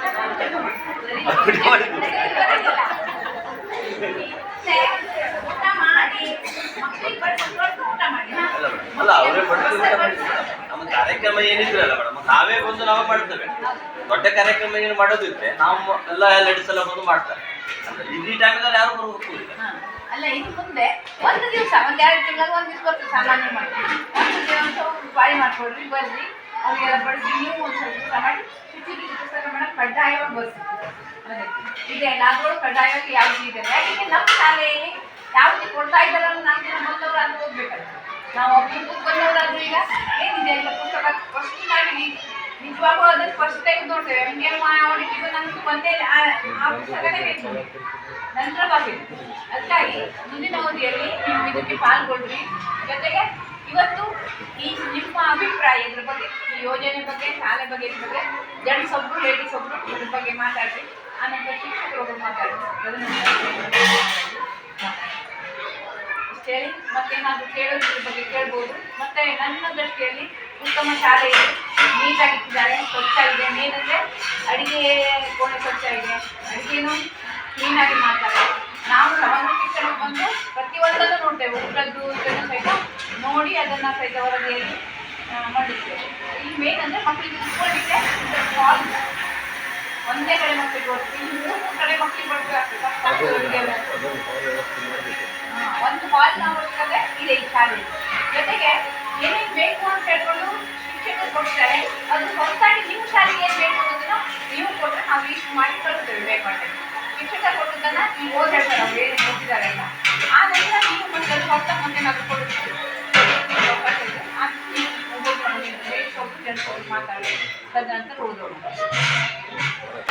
ಕಾರ್ಯಕ್ರಮದ ಬಗ್ಗೆ ಸಮಗ್ರವಾಗಿ ಮಾಹಿತಿಯನ್ನು ಕೊಟ್ಟಂತಹ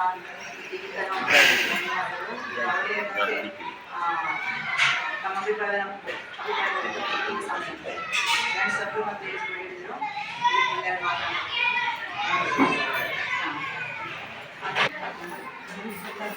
ನಮ್ಮ ಶಾಲೆಯಲ್ಲಿ ಶಿಕ್ಷಣ, ಊಟ ಮತ್ತು ಯೂನಿಫಾರ್ಮ್ ಮತ್ತು ಎಲ್ಲನೂ ಸರಿಯಾಗಿ ಹೇಳ್ತೇವೆ. ಮತ್ತು ಅವರಿಗೆ ಎಕ್ಸಾಮ್ ಟೈಮಲ್ಲಿ ಫೀಸ್ ಮತ್ತು ಎಲ್ಲನೂ ಚಲೋ ಮಾಡಿ ಕಲಿಸ್ತಾ ಇದ್ದಾರೆ. ಶಿಕ್ಷಕರು ಮತ್ತು ಎಲ್ಲ ಪಾಲಕರು ಎಲ್ಲ ಅವರ ಮಕ್ಕಳ ಜವಾಬ್ದಾರಿಯನ್ನು ಸರಿಯಾಗಿ ನಿರ್ವಹಿಸ್ತಾ ಇದ್ದಾರೆ. ಇದೇ ರೀತಿ ನೆರವೇರಿಸ್ಕೊಂಡು ಹೋಗಬೇಕು ಅಂತ ಹೇಳೋದು.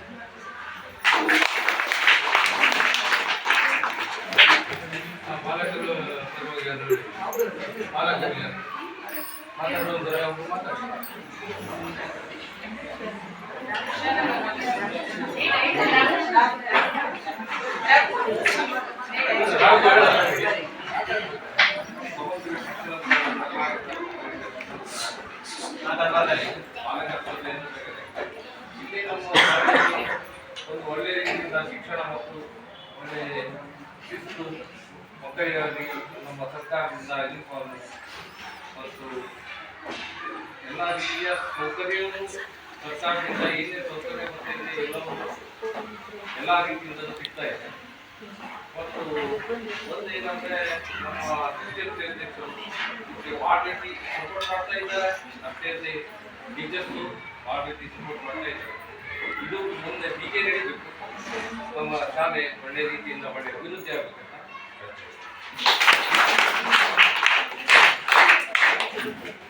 ಪಾಲಕರ ಪರವಾಗಿ ನಮ್ಮ ಅಭಿಪ್ರಾಯ ಧನ್ಯವಾದಗಳು.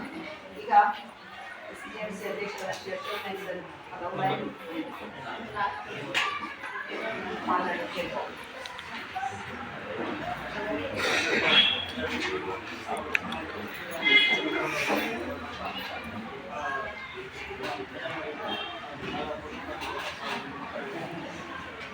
ಶಾಲೆಯಲ್ಲಿ ಉತ್ತಮ ಒಂದು ವ್ಯವಸ್ಥೆ, ಒಳ್ಳೆಯ ರೀತಿಯಿಂದ ಒಂದು ಪುಸ್ತಕಕ್ಕಾಗಲಿ ಒಂದು ಶಾಲೆಯಲ್ಲಿ ಒಂದು ಶಿಸ್ತು ಕ್ರಮದಿಂದ ಒಳ್ಳೆಯ ನಡ್ಸ್ಕೊಂಡು ಹೋಗ್ತಾ ಇದ್ದಾರೆ. ಶಾಲೆಯಲ್ಲಿ ಒಂದು ಟೀಚರ್ಸ್ ಆಗಲಿ ನಮ್ಮ ಎಲ್ಲ ಒಂದು SDMC ಅವರು ಎಲ್ಲರೂ ನಮ್ಮ ಶಾಲೆಯಲ್ಲಿ ಒಳ್ಳೆಯ ರೀತಿಯಿಂದ ಮಕ್ಕಳಿಗೆ ಒಂದು ಕಾಪಾಡಿಕೊಂಡು ಶಿಸ್ತು ಕ್ರಮ ಹೋಗ್ತಾ ಇದ್ದಾರೆ. ನಮ್ಮ ಶಾಲೆಯಲ್ಲಿ ನಾವು ಒಳ್ಳೆ ಹೇಳಬೇಕಂದ್ರೆ 3 ದಿನ ಅಲ್ಲ, 6 ದಿನ ಬಂದು ನಮ್ಮ ಶಾಲೆಯಲ್ಲಿ ಒಂದು ಪರಿಶೋಧನೆ ಮಾಡಿದ್ರು. ಶಾಲೆ ಯಾವುದೂ ಒಂದು ಬರೋದಿಲ್ಲ, ಒಳ್ಳೆಯ ರೀತಿಯಿಂದ ನಡೆಸ್ಕೊಂಡು ಹೋಗ್ತಾರೆ. ನಮಗೆ ಇದು ಪ್ರತಿಯೊಂದು ಕಾರ್ಯಕ್ರಮದಲ್ಲಿ ಮಕ್ಕಳಿಗೆ ಒಂದು ಹೆಂಗೆ ಕಲಿಸ್ಬೇಕು, ಏನು ಮಾಡಬೇಕು ಅಂತ ಟೀಚರ್ಸ್ ಎಲ್ಲ ಒಂದು ರೀತಿಯಿಂದ ಎಲ್ಲ ಕಲಿಸ್ಕೊಂಡು ಹೋಗಿ ಒಳ್ಳೆ ಶಾಲೆಗೆ ಒಂದು ಹೆಸರಲ್ಲಿ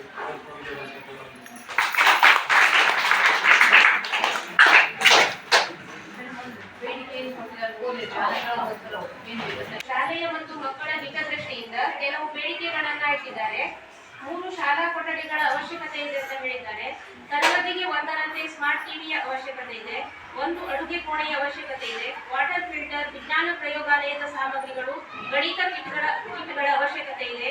ಕ್ರೀಡಾ ಸಾಮಗ್ರಿಗಳ ಅವಶ್ಯಕತೆ ಇದೆ. ಮಕ್ಕಳಿಗೆ ಊಟಕ್ಕೆ ಕುಳಿತುಕೊಳ್ಳಲು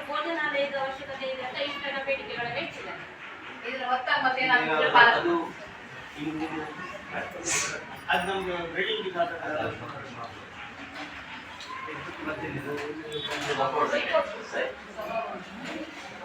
ಅದೇ ಹಾಲ್ ಮಾಡಿದ್ರೆ ಹಾಲ್ ಅದೇ ಅದರಲ್ಲೇ ಅದೊಂದು ನಮಗೆ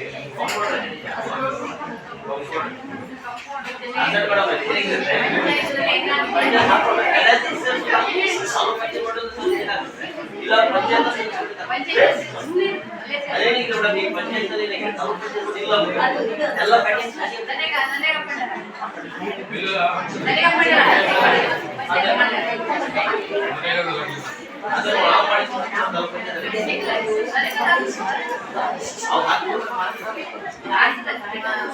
ಶಿಕ್ಷಕರಾಗಿ ಕೆಲವೊಂದು ಇದರಲ್ಲಿ ಅಂದ್ರೆ ಈಗ ಯೋಜನೆಗಳು ಶಾಲೆಗಳಿಗೆ ಬರ್ತಾ ಇದೆ. ಆ ಬಂದಂತ ಯೋಜನೆಗಳು ಇಂಪ್ಲಿಮೆಂಟ್ ಮಾಡುವುದು ನಮ್ಮ ಶಿಕ್ಷಕರ ಕರ್ತವ್ಯ. ನಾವು ಮಾಡ್ತಾ ಇದ್ದೇವೆ. ಆದ್ರೆ ಕೆಲವೊಂದು ಯೋಜನೆಗಳು ಈಗ ಹಾಲು ಕೊಡ್ತಾ ಇದ್ದಾರೆ. ಅವರು ಹಾಲನ್ನ ಮಕ್ಕಳು ಸರಿಯಾಗಿ ಕೊಡ್ತಾ ಇಲ್ಲ, ಅರ್ಧ ಚೆಲ್ತಾರೆ, ಅರ್ಧ ಬಿಡ್ತಾರೆ. ಅವೆಲ್ಲ ಅಂದ್ರೆ ಅವರಿಗೆ ಅದರ ಮೌಲ್ಯ ಗೊತ್ತಿಲ್ಲ ಮಕ್ಕಳಿಗೆ. ಹಾಲನ್ನ ಸುಮಾರು ಒಂದು 15-20 ರೂಪಾಯಿ ಬಿಡ್ಬೋದು ನಾವು ಅಂಗಡಿಯಲ್ಲಿ ಇದು ಮಾಡಿ ಒಳ್ಳೆ ಹಾಲು ಕೊಡ್ತಾರೆ, ಅದನ್ನು ಸರಿಯಾಗಿ ಮಕ್ಕಳು ಕುಡಿತಾ ಇಲ್ಲ. ಕೆಲವೊಂದು ಅದನ್ನು ಮಾಡ್ತಾರೆ. ಮತ್ತೆ ಹುಡುಗಿ ಟ್ಯಾಬ್ಲೆಟ್ಸ್ ಅನ್ನ ಕೊಡ್ತಾ ಇದ್ದಾರೆ. ಅವರು ಟ್ಯಾಬ್ಲೆಟ್ ನಾವು ಬೇಡ ಅಂತಾರೆ.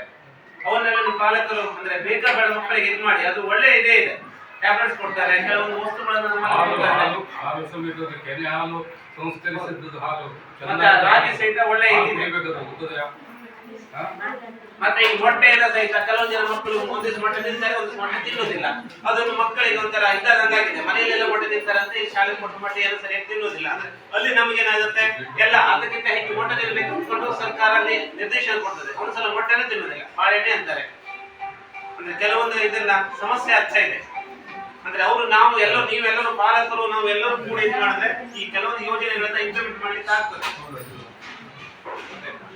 ಮತ್ತೆ ಟ್ಯಾಬ್ಲೆಟ್ಸ್ ಬಗ್ಗೆ ಬಹಳಷ್ಟು ಸ್ವಲ್ಪ ಮಕ್ಕಳಲ್ಲಿ ನೋಡಿದ್ರೆ ಬಹಳ ಜನ ತಗೊಳ್ಳೋದಿಲ್ಲ. ಅದ್ರ ಬಗ್ಗೆ ನೀವು ಪಾಲಕರು ತಿಂಡಿ ಅಂತ ಹೇಳಿದ್ರೆ ತಿಂತಾದ್ರೆ ನಾವು ಬಹಳಷ್ಟು ಒತ್ತಾಯ ಮಾಡಿಕೊಡ್ಲಿಕ್ಕೂ ಆಗುದಿಲ್ಲ ಮಕ್ಕಳಿಗೆ. ಆದಷ್ಟು ಈ ಹಾಲನ್ನು ಸಹಿತ ನಾವು ನೋಡ್ಬೇಕಾದ್ರೆ ಮಾತ್ರ ಇದು ಮಾಡಿದ್ರೆ ಮಾತ್ರ ಮಾಡ್ತಾರೆ, ಇದು ಚೆಲ್ಲಿ ಬಿಟ್ಟು ಹೋಗ್ಬಿಡ್ತಾರೆ ಅವರು ಮಧ್ಯದಲ್ಲಿ.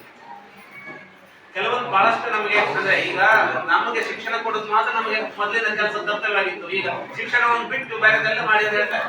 ಅದು ಸ್ವಲ್ಪ ಹೊರೆ ಆಗ್ತಾ ಇದೆ. ನೀವೆಲ್ಲರೂ ಪಾಲಕರು ಬಂದು ಮತ್ತೊಂದು ಆ ಶುಚಿ ರುಚಿ ಅಂತ ಇದೆಯಲ್ಲ, ಅದು ನಾವು ಮಾತ್ರ ಬರೀತಿದ್ದು ಹಿಂದೂರಿಗೆ.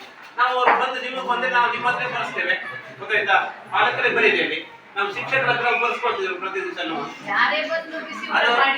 ಅವರನ್ನು ನಾವು ಹಾಗೆ ಹೇಳ್ತೇವೆ, ನೀವು ಒಂದು ಬಂದು ರುಚಿ ಮಾಡಿ ನೋಡಿ, ಶುಚಿ ರುಚಿ ಪುಸ್ತಕ ಬರೀ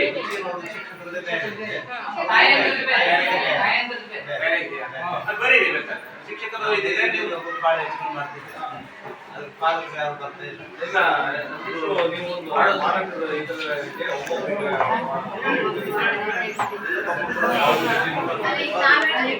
ಈ ರೀತಿ ಆಗಿದೆ.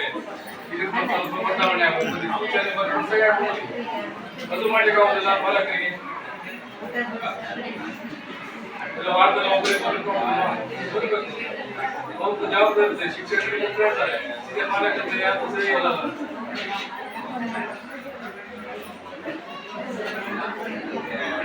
ಸಾಮಾಜಿಕ ಪರಿಶೋಧನಾ ಸಮಿತಿಯ ದಿನಾಂಕ 6 ಫೆಬ್ರವರಿ 2026ರಿಂದ ಇವತ್ತಿನವರೆಗೆ ನಮ್ಮ ಸ್ಕೂಲಲ್ಲಿದ್ದು ಎಲ್ಲ ಸಾಮಾಜಿಕ ಪರಿಶೋಧನೆಯನ್ನ ಮಾಡಿದ್ದಾರೆ. ಈಗಾಗಲೇ ಮೇಡಮ್ ಅವರು ಗೀತಾ ಕಾಂಪರ ಮೇಡಮ್ ಅವರು ನಮ್ಮ ಜೊತೆ ಚರ್ಚೆಯನ್ನು ಮಾಡಿದ್ದಾರೆ. ಆದ್ರೆ ನೀವು ಆನ್ಸರ್ ಕೊಡಬೇಕಾದ್ರೆ ನಾನು ಹೇಳೋದಿಲ್ಲ ಅಂತ ಇದು ಮಾಡಿದ್ರು. ಯಾಕಂತ ಹೇಳಿದ್ರೆ ಬಹುಶಃ ಒಂದು ರೆಂಟ್ ಇರುವಂತ ಪ್ರೈವೇಟ್ ಶಾಲೆಗೆ ನಮ್ಮ ಮಗುವನ್ನು ಸೇರಿಸಿದ್ರೆ ಮತ್ತೆ ಗೌರ್ಮೆಂಟ್ ಶಾಲೆಗೆ ನಮ್ಮ ಮಗುವನ್ನು ಸೇರಿಸಿದ್ರೆ ಎಷ್ಟು ರೀತಿಯ ಆರ್ಥಿಕ ಹೊರೆ ಪ್ರೈವೇಟ್ ಶಾಲೆಗೆ ಸೇರಿಸಿದ್ರೆ ಆಗ್ತದೆ ಅನ್ನುವ ಆ ಕಲ್ಪನೆ, ಆ ವಿಚಾರ ನಿಮ್ಗೆ ಇಲ್ಲ. ಯಾಕಂತಂದ್ರೆ ನೀವು ಪ್ರಾರಂಭದಿಂದಲೂ ಇಲ್ಲಿ ನಮ್ಮ ಗೌರ್ಮೆಂಟ್ ಶಾಲೆಗೆ ಕೋಶ ಇರ್ಲಿಕ್ಕಿಲ್ಲ. ಒಂದು ವಿಚಾರವನ್ನ ಇಲ್ಲಿ ಹೇಳಲಿಕ್ಕೆ ಬಯಸ್ತೇನೆ. ಈಗ ನೋಡಿ, ನೀವು ಒಂದು ಪ್ರೈವೇಟ್ ಶಾಲೆಗೆ ಮಗುವನ್ನ ಸೇರಿಸ್ತೀರಿ ಅಂತ ತಿಳ್ಕೊಳ್ಳೋಣ. ಒಂದು ವರ್ಷದಲ್ಲಿ ಬಹುಶಃ ಮಗುವಿಗೆ ನಿಮ್ಗೆ ಎಷ್ಟು ಆರ್ಥಿಕ ಹೊರೆ ಆಗ್ತದೆ ಅನ್ನೋ ವಿಚಾರ ನಿಮಗಿಲ್ಲ. ನೋಡಿ, ಫಸ್ಟ್ ಅಡ್ಮಿಷನ್ ಮಾಡಬೇಕು.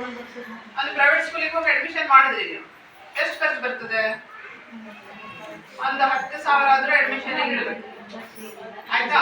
ಆದ್ಮೇಲೆ ನೆಕ್ಸ್ಟ್ ಏನು, ಯೂನಿಫಾರ್ಮ್ ಅನ್ನ ತೆಗೆಸ್ಕೊಡ್ಬೇಕು. ಒಂದೇ ಜೋಡಿ ಯೂನಿಫಾರ್ಮ್ ತೆಗೆಸ್ಕೊಡ್ಲಿಕ್ಕೆ ಆಗ್ತದ? 2-3 ಜೋಡಿ ತೆಗೆಸ್ಕೊಡ್ತೀವಿ. ಬೆಲ್ಟ್, ಟೈ, ಆನಂತರ ಬುಕ್ಸಿಗೂ ಹಣ ಕೊಡ್ಬೇಕು ನೀವು. ಅಲ್ಲಿ ಬುಕ್ಸಿಗೂ ಒಂದಿಷ್ಟು ಹಣ ಬೇಕಾಗ್ತದೆ, 1,000 ರೂಪಾಯಿ ಬರ್ತದೆ. ಇದು ಯಾವಾಗ? ಜೂನ್ದಲ್ಲೇ ನಮಗೆ ಬರುವಂತ ಖರ್ಚು.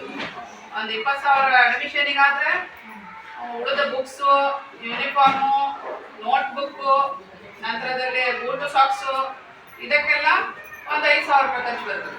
ಎಷ್ಟಾಯ್ತು ನಿಮ್ದು ಖರ್ಚು? 25,000 ಖರ್ಚು ಬಂತು. ಬಂದ ನಂತರ ಮುಗಿಲಿಲ್ಲ, ಪ್ರತಿನಿತ್ಯದ ಸ್ಕೂಲಿಗೆ ಹೋಗ್ತಾರೆ ಬರ್ತಾರೆ ಮಕ್ಕಳು. ನೀವು ನಿಮ್ದು ಯಾವುದೇ ಕೆಲಸ ಇದ್ರೇನು ಸಹ ಬೆಳಗಿನ ಸಂಜೆವರೆಗೆ ನೀವು ಒಂದು ಯಾವುದೇ ಇದರಲ್ಲಿ ದಿನ ಕೂಲಿಯಾಗಿ ದುಡಿತೀರಿ ಅಂತ ತಿಳ್ಕೊಳ್ಳೋಣ, ಅಥವಾ ಯಾವ್ದಾದ್ರು ಅಂಗಡಿಯಲ್ಲಿ ಕೆಲಸ ಮಾಡ್ತೀರಿ ಅಂತ ತಿಳ್ಕೊಳ್ಳೋಣ. ಏನ್ ಮಾಡ್ಬೇಕು? ಬೆಳಗ್ಗೆ ಎದ್ದು ಟೆನ್ಷನ್ ಬೇರೆ ನಿಮಗೆ. ಏನಂತ, ನನ್ನ ಮಗು ಬರ್ತದೆ ಮಧ್ಯಾಹ್ನ, ನಾನು ಅಡುಗೆ ರೆಡಿ ಮಾಡಿ ಹೋಗ್ಬೇಕು. ಬರ್ತದೆ ಅಷ್ಟೇ ಅಲ್ಲ, ನೀವು ಹೋಗ್ತೀರಿ, ಸ್ಕೂಟಿ ತಗೊಂಡು ಹೋಗ್ತೀರಿ ಅಲ್ಲಿ ಬಿಡ್ಲಿಕ್ಕೆ, ಮಕ್ಕಳಿಗೆ ಬಡಿಸ್ಲಿಕ್ಕೆ. ಬಡಿಸಿ ಊಟ ಮಾಡಿ ಆದ್ಮೇಲೆ ಮತ್ತೆ ಬರ್ತೀರಿ. ನಿಮ್ದು ಸಮಯನೂ ಅಷ್ಟು ವ್ಯರ್ಥ ಆಯ್ತು, ಹೌದೇನಿಲ್ಲ? ನೀವು ಬರಬೇಕು, ಮಧ್ಯದಲ್ಲಿ ನಿಮ್ಮ ಕೆಲಸ ಕಾರ್ಯಗಳನ್ನ ಬಿಟ್ಟು ಬರಬೇಕು. ಬೆಳಿಗ್ಗೆದ್ದು ಅಷ್ಟು ಟೆನ್ಷನ್ ತಗೊಂಡು ಅಡಿಗೆ ಮಾಡಬೇಕು. ಅಡಿಗೆ ಮಾಡಿದ ನಂತರ ಸ್ಕೂಟಿ ತಗೊಂಡು ಅಲ್ಲಿ ಹೋಗ್ಬೇಕು, ಮಗುಗೆ ಬಡಿಸ್ಬೇಕು, ಬಡಿಸಿ ಮತ್ತೆ ಬರಬೇಕು, ಮತ್ತೆ ಹೋಗಿ ನಿಮ್ಮ ಕೆಲಸಕ್ಕೆ ಹೋಗ್ಬೇಕು. ಟ್ರಾನ್ಸ್ಪೋರ್ಟೇಷನ್ ಖರ್ಚುನು ಬಂತು ಅಷ್ಟೇ, ಆಯ್ತಾ? ಆಮೇಲೆ ನಮ್ಮ ಇಲ್ಲಿ ಗವರ್ಮೆಂಟ್ ಶಾಲೆಯಲ್ಲಿ ಉಚಿತ ತಪಾಸಣೆ, ವೈದ್ಯಕೀಯ ತಪಾಸಣೆ ನಡೆಸ್ತಾರೆ.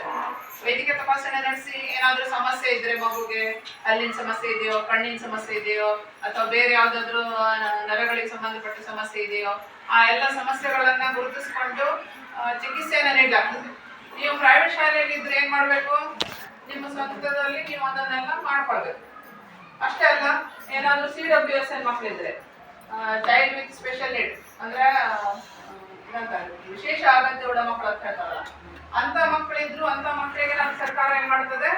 ವಿವಿಧ ರೀತಿಯ ಹೆಲ್ಪ್ ಅಂದ್ರೆ ವಿಶೇಷ ಶಿಕ್ಷಣನೋ, ಬೇರೆ ರೀತಿಯ ಯಾವ್ದಾದ್ರು ಸಾಮಗ್ರಿ ಅವರಿಗೆ ಅವಶ್ಯಕತೆ ಇದ್ರೆ ಅದನ್ನು ಒದಗಿಸುವ ಕಾರ್ಯ ಮಾಡ್ತದೆ. ಆದ್ರೆ CWSN ಸರ್ಟಿಫಿಕೇಟ್ ಮಾತ್ರ ಮಾಡ್ಕೊಂಡಿರ್ಬೇಕಾಗ್ತದೆ. ಈಗ ನಮ್ಮಲ್ಲೂ CWSN ಮಕ್ಕಳು ಇದ್ರು ಮೇಡಮ್, ಪೇರೆಂಟ್ಸ್ ಒಪ್ಪಿಗೆ ಕೊಡ್ತಾ ಇಲ್ಲ, ನನ್ನ ಮಗು CWSN ಅಲ್ಲ, ನಮ್ಗೆ ಅದು ಸರ್ಟಿಫಿಕೇಟ್ ಮಾಡೋದು ಬೇಡ.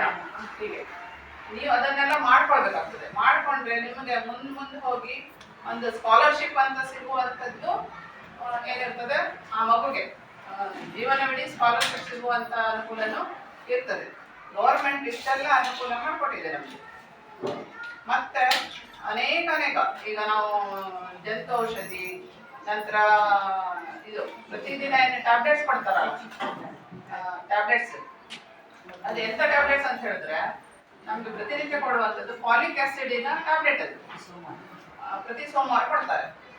ಆ ಫಾಲಿಕ್ ಆಸಿಡ್ ಟ್ಯಾಬ್ಲೆಟ್ ತಗೊಂಡ ಕೂಡಲೇ ಹೊಟ್ಟೆ ಸ್ವಲ್ಪ ನೋವು ಆದಂಗೆ ಆಗ್ಬಹುದು, ಮಕ್ಕಳಿಗೆ ಸೆನ್ಸೇಷನ್ ಬರ್ಬೋದು. ಹಾಗೆ ಯಾಕಂತಂದ್ರೆ ಅದು ಅದರಲ್ಲಿ ಕೆಲವೊಂದು ಜೀವಸತ್ವಗಳು ಜಾಸ್ತಿ ಇರ್ತವೆ, ವೈಟಮಿನ್ಗಳು ಜಾಸ್ತಿ ಇದ್ದದ್ರಿಂದ ಅದು ಜೀರ್ಣಿಸ್ಲಿಕ್ಕೆ ಸ್ವಲ್ಪ ಕಷ್ಟ ಅನಿಸಬಹುದು. ಆದ್ರೆ 1 ಸಲನೋ 2 ಸಲನೋ ಆಗ್ತದೆ, ಅದು ಕಾಯಂ ಆಗುದಿಲ್ಲ. ಅದನ್ನೇ ರೂಢಿ ಮಾಡ್ಕೊಂಡ್ರೆ ಅದು ಪ್ರತಿನಿತ್ಯ ತಗೊಂಡ್ರು ಏನೂ ಆಗುದಿಲ್ಲ, ರೆಗ್ಯುಲರ್ ಆಗಿ ಹೋಗ್ತದೆ ಅದು. ಆದ್ರೆ ತಗೊಳ್ಳಿಕ್ಕೆ ಮನ್ಸು ಮಾಡುದಿಲ್ಲ. ಅದನ್ನ ತಗೊಳ್ಬೇಕು. ಅದನ್ನ ತಗೊಂಡ್ರೆ ರಕ್ತ, ಈಗ ನೋಡಿ ಬೆಳೆಯುತ್ತಿರುವ ಹೆಣ್ಮಕ್ಳಿದ್ದಾರೆ, ಹದಿಹರೆಯದ ಹೆಣ್ಮಕ್ಳು ಇವರು. ಹದಿಹರೆಯದ ಹೆಣ್ಮಕ್ಳಿಗೆ ಸಮಸ್ಯೆ ಇರ್ತದೆ. ವಯಸ್ಸಿಗೆ ಬಂದವಾಗ ಕೆಲವೊಂದು ಸಮಸ್ಯೆಗಳು ಬರ್ತವೆ, ಮುಟ್ಟಿನ ಸಮಸ್ಯೆ ಎಲ್ಲ ಬರ್ತದೆ.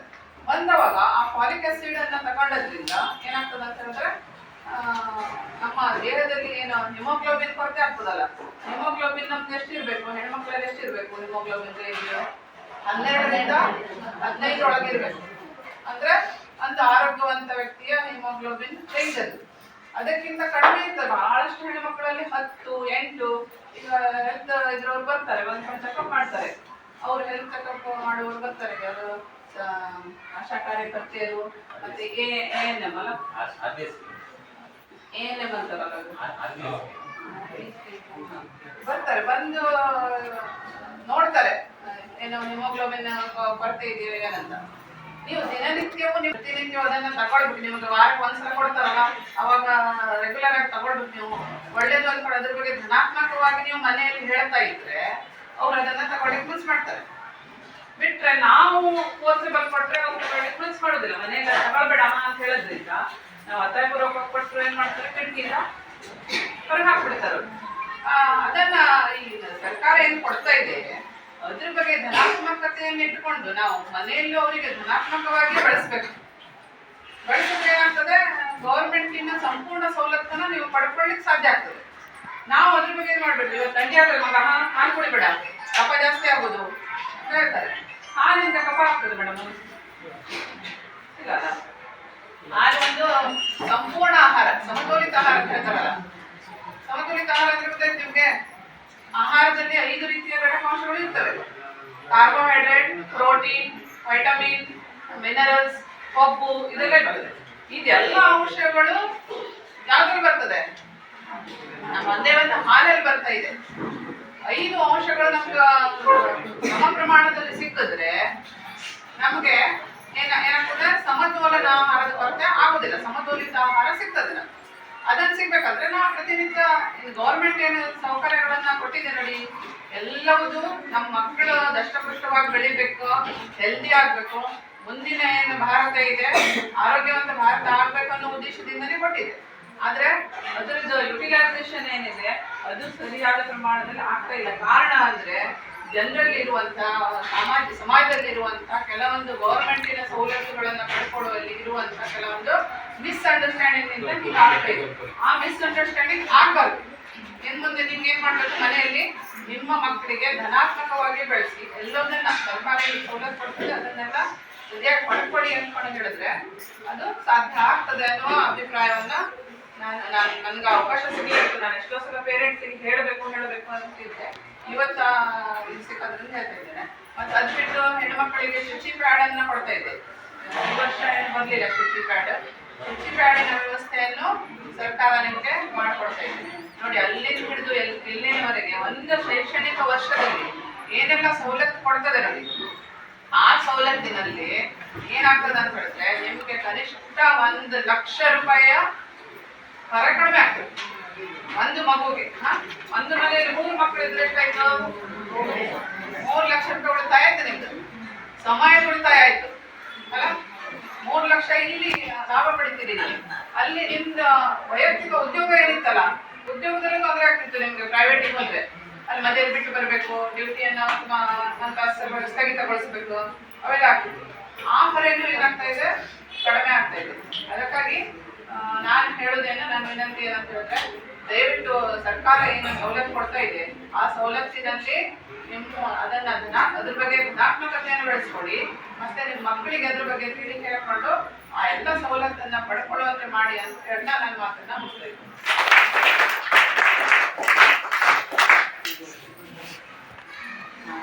ಮೇಡಮ್ ಇವಾಗ ತುಂಬ ಡಿಟೇಲ್ ಆಗಿ ಹೇಳಿದ್ದಾರೆ. ಬಹುಶಃ ಎಲ್ಲ ಪಾಲಕರಿಗೂ ಇದು ಅರಿವಾಣಿ ಅಂತ ಅಂದ್ಕೊಳ್ತೇನೆ. ಇದಕ್ಕೆ ಜೊತೆಯಾಗಿ ನಮ್ಮ ಮುಖ್ಯ ಅಧ್ಯಾಪಕರು ಒಂದೆರಡು ಮಾತ್ರ ಸೇರಿಸ್ತೀನಿ ಅಂತ ಹೇಳ್ತಿದ್ದಾರೆ.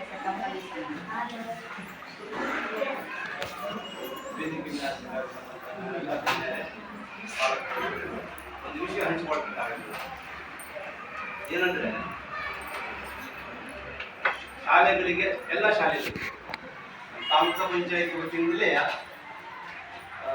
ಹಣಗಳು ರಿಲೀಸ್ ಆಗುವಂಥದ್ದು. ಯಾವುದಕ್ಕಾದ್ರೂ ಮೊಟ್ಟೆಗಾದ್ರು ಆಯಿತು, ಬಾಳೆಹಣ್ಣಿಗಾದ್ರು ಬಂತು, ಊಟಕ್ಕಾದ್ರು ಎಲ್ಲರಿಗೂ ಅಲ್ಲಿಂದಲೇ ನಮ್ಗೆ ಸಪ್ಲೈ ಆಗಬೇಕಾಗುತ್ತೆ. ಮತ್ತು ಇದು ತಾಲೂಕು ಪಂಚಾಯತಿ ವತಿಯಿಂದ ನಡೆಯುವಂಥ ಕಾರ್ಯಕ್ರಮ ಆಗೋದ್ರಿಂದ ನಮ್ಮ ಮುಖ್ಯಾಧ್ಯಾಪಕರಿಗೆ ಹೊರೆ ಆಗ್ತಿದೆ. ಹೊರೆ ಕೇಳಿದ ಕೂಡ ಅದು ಹೊರೆ ಬಂತು ಅಂತ 5 ರೂಪಾಯಿ 20 ಪೈಸೆ ಮೊಟ್ಟೆ ಕೊಡ್ತಾ ಇದೆ ನಮ್ಮ ತಾಲೂಕು. 5 ರೂಪಾಯಿ 20 ಪೈಸೆ ಕೊಡ್ತಾ ಇದೆ. ಇವತ್ತು ಮೊಟ್ಟೆ ರೇಟ್ ಎಷ್ಟು ಅಂತ ನಿಮಗೆ ಗೊತ್ತಿದೆ. ನಾನು ಪರಿಶೋಧನೆ ನಡೆಸಿದ್ದು ನಮ್ಮ ತಾಲೂಕು ಪಂಚಾಯತ್ ಸರಿ. ಅದಕ್ಕಾಗಿ ಹೊರೆ ಮುಖ್ಯಾಧ್ಯಾಪಕರಿಗೆ ಬೀಳ್ತಾ ಇದೆ ಅನ್ನೋದನ್ನ ನಾನು ಹೇಳ್ತೀನಿ. ನಿಮಗೆ ಇದು ವಿಷಯ ಗೊತ್ತಿಲ್ಲ. ಯಾಕಂದ್ರೆ 5 ರೂಪಾಯಿ 20 ಪೈಸೆ ಸರ್ಕಾರ ಕೊಡ್ತಾ ಇದೆ. ಈಗ ಎಲ್ಲಿಗೆ ಬಂದಿದ್ರೆ ಮಧ್ಯಸ್ಥರು ₹7.70 ₹7.20 ದಿನಕ್ಕೊಂದೊಂದು ರೇಟ್ ಆಗ್ತಿದೆ. ನಮಗೆ 60-70 ಮಕ್ಕಳು ದಿನಕ್ಕೊಂದು ಬಟ್ಟೆ ತಿಂತಾರೆ. ನನಗೆ ಎಷ್ಟು ಹೊರೆ ಬೀಳ್ತಾ ಇದೆ, ಆ ಹೊರೆ ನೀವು ಹೇಳ್ತಾ ಇದ್ದೇನೆ, ಬೇಜಾರು ಮಾಡ್ಕೊಳ್ಬೇಡಿ. ವಿಷಯ ಹೇಳ್ತಾ ಇದ್ದೀನಿ. ತಾಲೂಕ್ ಪಂಚಾಯತ್ ಅದು ನಾನೇ ಈಗ ಎಷ್ಟು ಹೇಳ್ಬೇಕಂದ್ರೆ ನಾನೇ ಈಗ ಅಲ್ಲಲ್ಲ ಸರ್, ನಾವು ಅಲ್ಲಿ ವಿದ್ಯಾರ್ಥಿಗಳಿದ್ದಾರೆ ನೋಡಿ, ಆ ವಿದ್ಯಾರ್ಥಿಗಳು ಪ್ರತಿಯೊಂದು ಶಾಲೆಯಲ್ಲೂ ಅವ್ರಿಗೆ ಆ ವಿಷಯಗಳನ್ನು ಹೇಳದೇ ಇರ್ಲಿ, ನಾವು ಅದು ತಗೊಂಡಿದ್ದೇವೆ. ಪ್ರತಿಯೊಂದು ಶಾಲೆಯಲ್ಲೂ ತಗೊಂಡಿದ್ದೇವೆ. ಏನಕ್ಕೆ ಅಂದ್ರೆ ದೊಡ್ಡ ಶಾಲೆಯಲ್ಲಿ ದೊಡ್ಡ ಹೊರೆ ಬೀಳ್ತದೆ, ಸಣ್ಣ ಶಾಲೆಯಲ್ಲಿ ಸಣ್ಣ ಹೊರೆ ಬೀಳ್ತದೆ, ವಿದ್ಯೆ ಬೀಳ್ತದೆ. ಅದ್ರಲ್ಲಿ ಒಂದು ದಿವಸಕ್ಕೆ ಒಂದು ಮೊಟ್ಟೆಗೆ 2-3 ರೂಪಾಯಿ ಡಿಫ್ರೆನ್ಸ್ ಆಗ್ತದಲ್ಲ ಅಂದಾಗ ಎಷ್ಟಂದ್ರೆ ನಾವು ಮತ್ತೊಂದು ವಿಷಯ ತಾವೆಲ್ಲ ಹೇಳ್ತಿರಲ್ಲ, ಹಾಲು ಮತ್ತೆ ಗುಳಿಗೆ ಎಲ್ಲ ಈ ಕರ್ನಾಟಕ ಸ್ಟೇಟಿಗೆ ಅವ್ರು ಯಾವ ಜವಾಬ್ದಾರಿ ಮೇಲೆ ಕೊಟ್ಟಿರ್ತಾರಲ್ಲ, ಅದರಿಂದ ಏನಾದ್ರು ಪ್ರಾಬ್ಲಮ್ ಆಗಕ್ಕೆ ಸಾಧ್ಯ ಇದೆಯಾ? ನಾವು ನಮ್ಮ 1-2 ಮಕ್ಕಳಿಗೆ ಮಾಡ್ತೇವೆ. ಇಡೀ ಕರ್ನಾಟಕ ರಾಜ್ಯ ಸರ್ಕಾರಿ ಶಾಲೆಗಳಲ್ಲಿ ಇದನ್ನು ಕೊಟ್ಟಿರ್ತಾರೆ. ಅವ್ರು ಏನು ಟೆಸ್ಟ್ ಮಾಡದೆ ಚಾಪನೆ ಕೊಟ್ಟಿರ್ತಾರೆ. ಅದಕ್ಕಾಗಿ ಅದೇ ಈಗ ಅಕಸ್ಮಾತ್ ಈಗ ಖಂಡಿತ ಲಾಸ್ಟ್ ಟೈಮಿಗೆ ಬೇಡ ಬಿಡಿ, ಉಳಿದ ಟೈಮಿಗೆ ಕಂಪಲ್ಸರಿ ಕೊಡ್ಬೇಕು. ಯಾಕೆಂದ್ರೆ ಈ ವಿಷಯವನ್ನ ನಾನು ಇಲ್ಲಿ ಹೇಳ್ಬಾರ್ದು. ಯಾಕೆ ಮಕ್ಕಳು ಒಂದಿಷ್ಟು ಹಾಲು ತಗೊಳ್ದಿಲ್ಲ ತೋಟದಲ್ಲಿ, ನಾವು ಪ್ರತಿಯೊಂದನ್ನು ಫೋಟೋ ಮಾಡ್ಕೊಳ್ತೇವೆ ಅಂದ್ರೆ ಹಾಲು ಕುಡಿಯುವುದಿಲ್ಲ. ಹಾಗೆ ಮಾಡಿದ್ರೆ ಆಗುದಿಲ್ಲ. ನೀವು ಸ್ವಲ್ಪ ಪಾಲಕರು ಹೇಳ್ಬೇಕು, ಹೋಗಿ ಹಾಲು ಕುಡಿಲಿ ಮಾಡ್ಲಿಲ್ಲ. ನೀವು ದಯಮಾಡಿ ಇತರೆ ತಿಂಡಿಯನ್ನ ಅಂಗಡಿ ಮೇಲೆ ತಿಂಡಿಯನ್ನು ಮಕ್ಕಳಿಗೆ ಕೊಡ್ಲಿಕ್ಕೆ ಹೋಗ್ಬೇಡಿ. ಅದನ್ನೇನಾದ್ರು ತಿನ್ಕೊಂಡ್ಬಂದ್ರೆ ಹಾಲು ಬೇಡಾಗ್ತದೆ, ಏನು ಬೇಡಾಗ್ತದೆ. ಬೆಳಿಗ್ಗೆ ನೀವು ಅವ್ರಿಗೆ ದೋಸೆನೋ ಸಂಬಂಧಪಟ್ಟಂತ ಏನಾದ್ರು ಕೊಟ್ರೆ ಆ ಮಕ್ಕಳು ಬಂದು ಕಡ್ಡಾಯ ಹಾಲು ತಿಂತಾರೆ. ಹೌದಾದ್ರು ನೋಡಿ, ನೀವ್ಯಾವ್ದು ಮಾಡಿ ನೋಡಿ, ನೀವು ಮಾಡಿ ಅದನ್ನ ಶಿಕ್ಷಕರಿಗೆ ಕೇಳ್ರಿ, ಹೌದಾ ಇವತ್ತು ನಮ್ಮ ಹುಡುಗ ಕುಡಿದ್ರೆ ಹಾಗೆ ಅಂತ. ಅದೇ ನೀವು ಎಲ್ಲ ಬಂತು ನನ್ನ ಮಕ್ಕಳಿಂದ ಉಂಟು, ಇದು ಬೇಡ, ಇದು ನೀವು ಬೇಕು ಎಣ್ಣೆ ಪದಾರ್ಥ ಆದ್ರೆ ಎಲ್ಲಾನು ಬೇಕು, ವಡೆ ಮಾಡೋ ಚಟ್ನಿ ಬೇಕು, ಅದೇ ಇಡ್ಲಿ ಮಾಡೋದು ಬೇಡ, ಇಡ್ಲಿ ತಿನ್ನಿಸಿ. ನಾ ಹೇಳಿದ್ರೆ ನೀವು ಪರೀಕ್ಷೆ ಮಾಡ್ಕೊಳ್ಳಿ, ಹೌದಲ್ಲ ಸರ್? ಅಲ್ಲಿ ಮನೆಯಲ್ಲಿ ತಿಂಡಿ ಕೊಟ್ಟಾಗ ಅವ್ರಿಗೆ ಇದು ಅಂಗಡಿ ತಿಂಡಿ ಕೊಟ್ರೆ ಬರ್ಬೇಕಾದ್ರೆ ದಾನಲ್ಲಿ ಇದು ಏನು ಬೇಸು ಗೀಸು ತಗೊಂಡು ಸಾಕಾಗ್ತದೆ. ಆದ್ರೆ ಮನೆಯಲ್ಲಿ ಬೆಳಿಗ್ಗೆ ಏನ್ ತಿಂಡಿ ಮಾಡ್ತಿರೋ ಚಾಕಿ ಅದನ್ನೇ ಕೊಡಿ, ಮಕ್ಕಳು ಬಂದು ಇಷ್ಟು ವರ್ಷಗಳವರೆಗೆ ಕೊಡ್ತಾ ಬಂದಿದೆ ಮುಖ್ಯಾಧ್ಯಾಪಕರು. ನನ್ನನ್ನು ಹೇಳಿಕೊಂಡು ತಾಲೂಕು ಪಂಚಾಯತ್ ನಾವು ದುಡ್ಡು ಕೊಡ್ತಿಲ್ಲ, ಒಂದು ₹5-20 ಕೊಡ್ತಾ ಬಂದ. ಮುಂದಲ್ಲ ಕೊಡಿ ಅಂತ ಕೇಳ್ತಾ ಇದ್ದೀನಿ ಅಷ್ಟೇ. ಮಕ್ಕಳು ತಗೊಳ್ತೇನೆ ಬೇಡ ಅಂತ ಹೇಳುದು. ಸರ್ಕಾರ 2 ದಿನ ಕೊಟ್ಟಿತ್ತು, 2 ದಿವಸ ಮೊಟ್ಟೆ ಇಟ್ಟಿತ್ತು ಸರ್ಕಾರ. ಅಲ್ಲಿ ಬೇರೆ ಒಂದು NGO ಬಂದು ಮಧ್ಯದಲ್ಲಿ ಬಂದು ಅದರಿಂದ ಸಮಸ್ಯೆ ಆಗ್ತಾ ಇರೋದಿಲ್ಲ. 2 ದಿನ ₹4 ಜಾಸ್ತಿ ಹೋಗ್ತಿತ್ತು.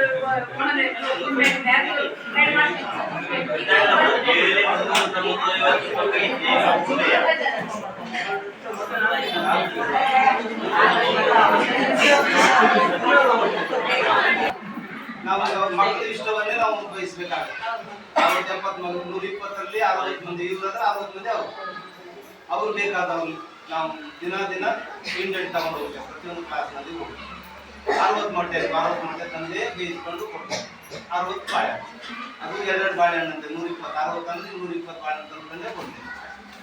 ಅರ್ಥಾತ್ ಏನು, ನಾವು ಹೊರೆ ಬೀಳ್ತಾ ಇದೆ, ಇದನ್ನ ಇಲ್ಲ ಆದಂತ ಕಾರಣಗಳನ್ನು ನಿಯಮವನ್ನು ಕ್ರೋಢೀಕರಿಸಿ ಮೇಲಾಧಿಕಾರಿ ತಿಳಿಸ್ಕೊಂಡು ಏನಾದರೂ ಕೊಡುವಂತ ಮಾಡುವಂತೆ ಮಾಡಿ. ಅಲ್ಲಿ ಒಂದು ಸ್ವಲ್ಪ ಚರ್ಚೆ ಆಗಿತ್ತು, ನೀವು ಕೇಳಿದ್ರೇನು ಇದ್ರೊಳಗೆ ಮೊಟ್ಟೆ ಹೊರೆ ಬೀಳ್ತಾ ಇದೆ ಅಂದಾಗ ಇಲ್ಲಿ ಮೊಟ್ಟೆ ಇಲ್ಲ ಸ್ವಲ್ಪ ಜಾಸ್ತಿ ಮಾಡುವ ಹಣ ಅಂತಂದ್ರು. ಅವಾಗ ಇನ್ನೊಬ್ರು ಹೇಳಿದ್ರು ಇಲ್ಲಿ ಜಾಸ್ತಿ ಮಾಡಿದ್ರೆ ವ್ಯಾಪಾರಸ್ಥರು ಹಾಗೆ ಮಾಡ್ತಾರೆ. ಈಗ ನಮಗೂ ನಿಜವಾಗ ನಮಗೂ ಹೊರ ಬೀಳ್ತಾ ಇದೆ. ನಾವು ಒಂದು ಎಷ್ಟು ಕಡಿಮೆ ತರ್ತಿದ್ವಿ ಎಲ್ಲ ಮೊಟ್ಟೆ, ಈಗ ₹8 ಒಂದು ಮೊಟ್ಟೆ ಆಗಿದೆ. ₹8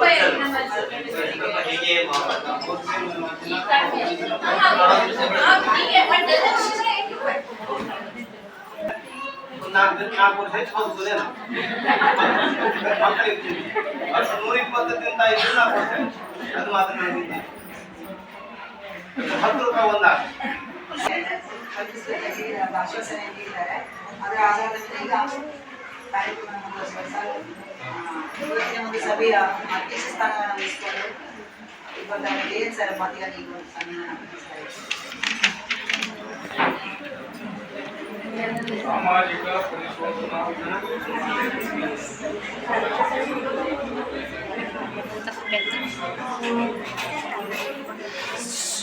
ಇವರ ಆಶ್ರಯದಲ್ಲಿ ನಡೆದಂಥ ಈ ಸಮೀಕ್ಷೆಗಳು, ಮನೆ ಮನೆ ಭೇಟಿ ಎಲ್ಲ ಇದೆ ಅಂತ ಸರ್ ಹೇಳಿದ್ರು. ಅವನ್ನೆಲ್ಲ ಮುಗಿಸಿ ಅವರು ಕೊನೆ ಹಂತಕ್ಕೆ ಬಂದಿದ್ದಾರೆ.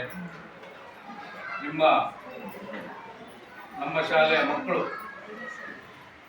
ಯಾವ ರೀತಿ ಮಾಡ್ತಾ ಇದ್ದಾರೆ ಎಲ್ಲ ವಿಷಯ ನಾನೀಗ ಕೇಳ್ಕೊಂಡೆ, ಏನೇನು ಮಾಡ್ತಾ ಇದ್ದಾರೆ. ಅದೇ ಈಗ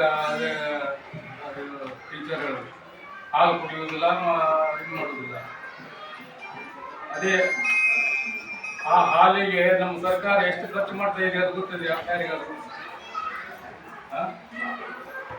ಹಾಲು ಪ್ಯಾಕೆಟ್ ಇದು ಸಾದಾ ಹಾಲು ಬರೋದಲ್ಲ, ಅದು ಕೆನೆ ಹಾಲು ಬರೀತಾ ಇದನ್ನ ಸಂಸ್ಕರಿಸಿ ಪೌಡರ್ ಆಗಿ ತಯಾರಾಗಿ ಆಗುವಂತ ಹಾಲು, ಅದು ಒಳ್ಳೆ ಹಾಲು. ಅದನ್ನ ಮಕ್ಕಳಿಗೆ ಬೇಡ, ಇದು ಬೇಡ, ಅವರಿಗೆ ಬೇಕು ಚಿಕನ್, ಗೋಬಿ ಮಂಚೂರಿ, ಕುರ್ಕುರಿ ಪ್ಯಾಕೆಟ್ ಇಂಥವಲ್ವಾ, ಅಂತ ಬೇಡ ಅಲ್ಲ. ಅದು ಹೇಳಿದ್ರಲ್ಲ ಈಗ, ಕುರ್ಕುರಿ ಪ್ಯಾಕೆಟ್ ತಿಂದ್ರೆ ಮತ್ತೆ ಏನು ಸೇರುದಿಲ್ಲ. ಪೆಪ್ಸಿ ಕುಡಿಯೋದು, ಇದು ಮಾಡೋದು, ಅಂಗಡಿಯಲ್ಲಿ ಏನ್ ಸಿಗ್ತದೆ ಅದು ರುಚಿ. ಅದೇ ಮನೆಯಲ್ಲಿ ಮಾಡಿ ಹಾಕಿದ ರುಚಿ ಇಲ್ಲ. ಅವರ ಗೀತಾ ಬಯರು ಹೇಳಿದ್ರು ಹೀಗಾಗ್ತಾ ಇದ್ರೆ ಪಾಲಕರು ಮಕ್ಕಳಿಗೆ ಏನು ಕ್ರಮ ತಗೊಂಡಿರಿ? ಪಾಲಕರು ಮಕ್ಕಳನ್ನು ಯಾವ ರೀತಿ ಬೆಳೆಸ್ತಿದ್ದೀರಿ ಅದು ಹೇಳಿ. ಪಾಲಕರು ಮಕ್ಕಳಿಂದ ಯಾವ ರೀತಿ ಇರುವುದು ಒಂದೆರಡು ಮಕ್ಕಳು, ಅವರನ್ನು ಯಾವ ರೀತಿ ಬೆಳೆಸ್ತಿದ್ದೀರಿ ಅದೇ ಬೇಕು. ಅದನ್ನೆಲ್ಲ ಅವಾಯ್ಡ್ ಮಾಡ್ಲಿ ಆದಷ್ಟು. ಈಗ 100 ಆಗುದಿಲ್ಲ, 100 ಅವರಿಗೆ ಬ್ಯಾನ್ ಮಾಡಿಸಬಹುದು, ಅಂಗಡಿಗೆ ಹೋಗಲೇಬೇಡಿ, ಇದೇ ತಿನ್ನಲೇಬೇಡಿ ಅಂತ ಹೇಳಿಕ್ಕೆ ಆಗುದಿಲ್ಲ. ಆದಷ್ಟು ಅವರ ಕಿಶೆಯಲ್ಲಿ ಹಣ ಇಲ್ದಿದ್ರೆ ಹೋಗುದಿಲ್ಲ. ಅವರು ಪಾಕೆಟ್ ಮನಿ ಇರ್ತದೆ 10-20 ರೂಪಾಯಿ, ಅಲ್ಲಿ ಖರ್ಚು ಮಾಡಿ ಹೋಗ್ತಾರೆ. ಅದು ನೀವು ಪಾಲಕರು ಕಲಿಸ್ತಾ ಇರೋದು. ಮಕ್ಕಳನ್ನ ಹಾಳು ಮಾಡ್ತಿರೋದು ನೀವೇ. ಆ ಕುರ್ಕುರಿ ಇದು ಯಾವಾಗ ವರ್ಷಗಟ್ಟಲೆ ಹಿಂದಿಂದ ಪ್ಯಾಕೆಟ್ ಆದಂತಹ ಕುರ್ಕುರಿಗಳು, ಅದು ತಿಂದು ಮಾರನೇ ದಿವಸ ಎಷ್ಟು ಮಂದಿ ಆರಾಮಲ್ಲಿ ಬಿದ್ದವರು ಇದ್ದಾರೆ, ಎಲ್ಲರಿಗೂ ಗೊತ್ತು. ಅದರಿಂದ ಆರೋಗ್ಯ ಕೆಟ್ಟದೆ ಅಂತ ಯಾರು ಮಾಡುವುದಿಲ್ಲ, ಮತ್ತು ಕುರ್ಕುರಿನ ಸೇರಿಸ್ಕೊಡ್ತಾರೆ. ಅವರಿಗೆ ಕಿಶೆಯಲ್ಲಿ ಹಣ ಇಲ್ದಿದ್ದ ಮಾಡಬೇಕು. ಆವಾಗ ಶಾಲೆಯಲ್ಲಿ ಕೊಡುವಂಥದ್ದು ಕುಡಿತಾರೆ, ಮನೆಯಲ್ಲಿ ತಿನ್ನುವಂಥದ್ದು ತಿಂತಾರೆ ಅಂತ ಹೇಳ್ತಾರೆ. ನಮಗೆ ಯಾಸ್ಮಿನ್ ಬೈಯವರೆಲ್ಲ ಹೇಳಿದ್ದಾರೆ, ಅದ್ರ ಬಗ್ಗೆ ನಾವು ವಿಶೇಷವಾಗಿ ಹೇಳೋದಿಲ್ಲ. ಈ ಖುಷಿ ಆಗ್ತಿತ್ತು. ನೀವು ಅದು ಚಾಕ್ಲೇಟ್, ಆವಾಗ ಚಾಕ್ಲೇಟ್ ಸಿಗೋರೆ ಅದು ಗಮ್ಮರ್ ಗಟ್ಟು ಒಂದು ಸಿಕ್ತಿತ್ತು ನಮ್ಮ ಹತ್ರ. ಎರಡೇ ಮತ್ತೆ ಲಕ್ಷ್ಮಣ ಕಡ್ಲೆ ಶೇಂಗಾ ನಮ್ದು 2 ಕಿಶಿ ಕೊಡ್ತಿತ್ತು, 8 ಅಡಿಗೆ 4 ಅಡಿಗೆ ಅಂತೇಳಿ ಹೇಳಲಿಕ್ಕೆ ಬಯಸ್ತೇನೆ. ಮತ್ತೆ ಹೆಚ್ಚಿಗೆ ಹೇಳಲಿಕ್ಕೆ ಹೋಗುದಿಲ್ಲ. ಇಲ್ಲಿ ಈಗ ನಡೆದಂತ ಎಲ್ಲ ಪಾಲಕ ಪೋಷಕ ವಿದ್ಯಾರ್ಥಿಗಳಿಗೆ ಹಾಗೂ ವೇದಿಕೆ ಮೇಲೆ ಇರುವಂತಹ ಎಲ್ಲ ಗಣ್ಯರಿಗೆ ನಮಸ್ಕರಿಸುತ್ತಾ ನನ್ನ 2 ಮಾತನ್ನು ಮೂಲಕ ನಮ್ಮೆಲ್ಲರನ್ನು ರಚಿಸಿದಂತಹ ಶ್ರೀ ಜಯವಂತ್ ಸರ್ ಧನ್ಯವಾದಗಳು. ಈಗ ಕಾರ್ಯಕ್ರಮದ ಅಂತಿಮ ಘಟ್ಟ ವಂದನಾರ್ಪಣೆ. ಒಂದು ಕಾರ್ಯಕ್ರಮಕ್ಕೆ ಯಶಸ್ವಿ ಕಾರಣಕರ್ತ ಸರ್ವರನ್ನು ಅಭಿನಂದಿಸುವಂತಹ ಕಾರ್ಯಕ್ರಮ. ಈ ಒಂದು ಕಾರ್ಯಕ್ರಮ ನಮ್ಮ ಶಾಲೆಯ ಶಿಕ್ಷಕರಾದ ಶ್ರೀ ಯಾಸ್ಮಿನ್ ಶ್ರೀ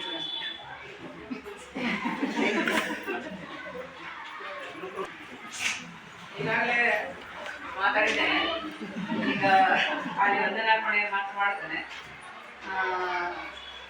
ಸಾಮಾಜಿಕ ಪರಿಶೋಧನಾ ಸಮಿತಿ ಅಂಕೋಲಾರವರ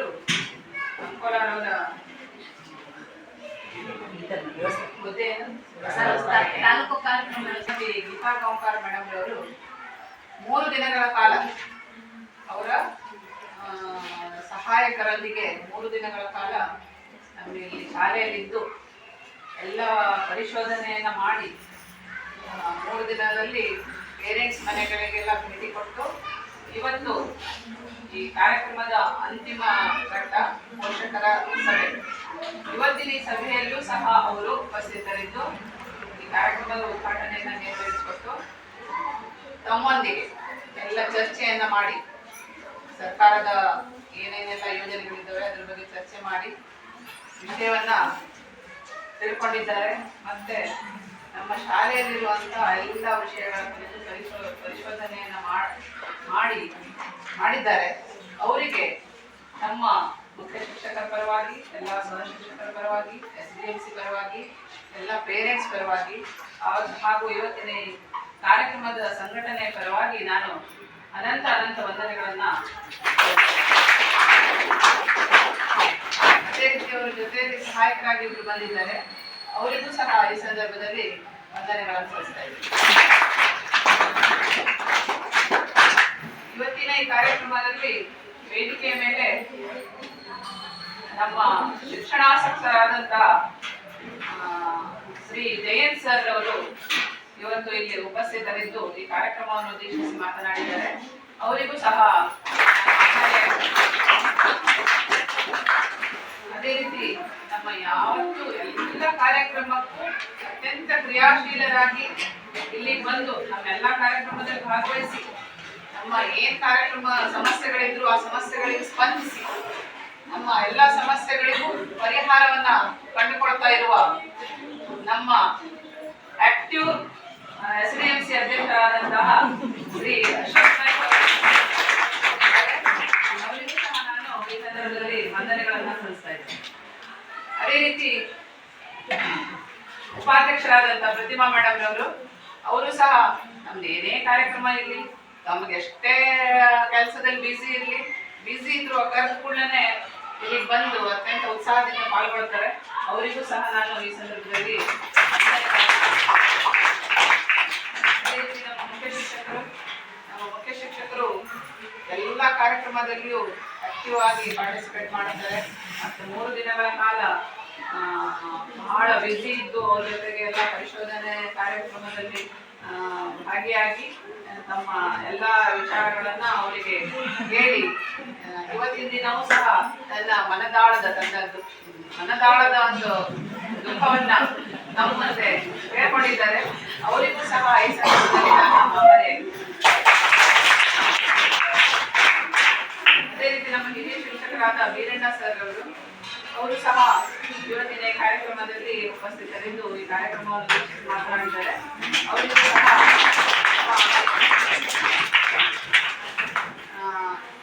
ಯಾವತ್ತು ನನ್ನ ಶಿಕ್ಷಕ ಬಂಧುಗಳಾದ ಇಂದಿರಾ, ರೇಖಾ, ಸಮನ, ನಮ್ಮ ಕ್ರಿಯಾಶೀಲ ಶಿಕ್ಷಕಿಯಾದ ವನಿತಾ ಟೀಚರ್ ಅವರು ಇಲ್ಲಿ ಉಪಸ್ಥಿತರಿದ್ದಾರೆ. ಅವರಿಗೂ ಸಹ ನಾನು ಈ ಸಂದರ್ಭದಲ್ಲಿ ವಂದನೆಗಳನ್ನ ಸಲ್ಲಿಸ್ತೇನೆ. ಇರೋದಕ್ಕಿಂತ ನಮ್ಮ ಪಾತ್ರ ಮುಖ್ಯ. ಇವತ್ತು ಬೆಳಗಿನ ಬೇರೆ ಸ್ಕೂಲ್ಗಳಲ್ಲಾದ್ರೆ ಬೆಳಗಿನ ಸಂದರ್ಭದಲ್ಲಿ ಪೇರೆಂಟ್ಸ್ ಬರುವುದಿಲ್ಲ, ನಾವು ಹಾಗೆ ಗೆಸ್ ಮಾಡ್ಕೊತಾ ಇದ್ದೀವಿ. ಇವತ್ತು ಬೆಳಿಗ್ಗೆ ಮೀಟಿಂಗ್ ಕರೆದಾಗಿದೆ, ಬರ್ತಾರೋ ಇಲ್ವೋ ಅಂತ. ಆದ್ರೂ ಸಹ ಕರೆದಾರೆ, ಬರ್ಲೇಬೇಕು ಅಂದ ಕೂಡಲೇ ಇಷ್ಟು ಸಂಖ್ಯೆಯಲ್ಲಿ ತಾಯಂದ್ರು, ತಂದೆಯಂದ್ರು ಅಷ್ಟೇ ಸಂಖ್ಯೆಯಲ್ಲಿ ಇದ್ರೆ ಬಗ್ಗೆ ಖುಷಿ ಆಗ್ತಿತ್ತು. ತಂದೆಯಂದ್ರು ಇಲ್ದಿದ್ರೆ ಪರವಾಗಿಲ್ಲ, ಅವ್ರ ಪರವಾಗಿ ಎಲ್ಲ ತಾಯಂದ್ರು ಬಂದಿದ್ದಾರೆ. ತಮಗೆ ತುಂಬಾನೇ ಧನ್ಯವಾದವನ್ನ ಹೇಳ್ಬೇಕು. ಈ ಸಂದರ್ಭದಲ್ಲಿ ತಮಗೂ ತುಂಬಾ ಧನ್ಯವಾದವನ್ನ ಅರ್ಪಿಸ್ತಾ ಇದ್ದೇನೆ. ಹಿಂದೆ ನಮ್ಮ 2 D.Ed ಮಕ್ಕಳು ಕೂತಿದ್ದಾರೆ, ಒಂದು ಲಕ್ಷಣೆಯಲ್ಲಿ ಇದ್ದಂಗೆ. ಅವರು ಸಹ ಒಂದೂವರೆ ತಿಂಗಳಿಂದ ನಮ್ಮ ಸ್ಕೂಲಲ್ಲಿ ಕಾರ್ಯನಿರ್ವಹಿಸ್ತಾ ಇದ್ದಾರೆ. ಅವರಿಗೂ ಧನ್ಯವಾದವನ್ನ ಹೇಳ್ತಾ ಇದ್ದೇನೆ. ನಮ್ಮೆಲ್ಲ ಈ ಮಕ್ಕಳು ಯಾವ ಕಾರ್ಯಕ್ರಮ ಇದ್ರು ಮಕ್ಕಳು ಇಲ್ಲಿದ್ರೆ ಆ ಕಾರ್ಯಕ್ರಮ ಯಶಸ್ವಿ ಆಗುದಿಲ್ಲ. ಇವಾಗ ಕೇಳ್ಕೊಂಡಿದ್ರಲ್ಲ ಏನೇನ್ ಚರ್ಚೆ ಆಗಿದೆ ಅಂತ, ಇನ್ನು ಮುಂದೆ ಹಂಗೆ ಮಾಡಬಾರ್ದು. ಏನಿದ್ದದ್ದು ಸರ್ಕಾರದ ಏನ್ ಸಿಗ್ತದೆ ನನ್ಗೆ ಅಂತ ತಗೊಳ್ಬೇಕು. ಈ ಮಕ್ಕಳಿಗೂ ಸಹ ಧನ್ಯವಾದ ಹೇಳ್ತಾ ನನ್ನ ವಂದನೆಗಳನ್ನು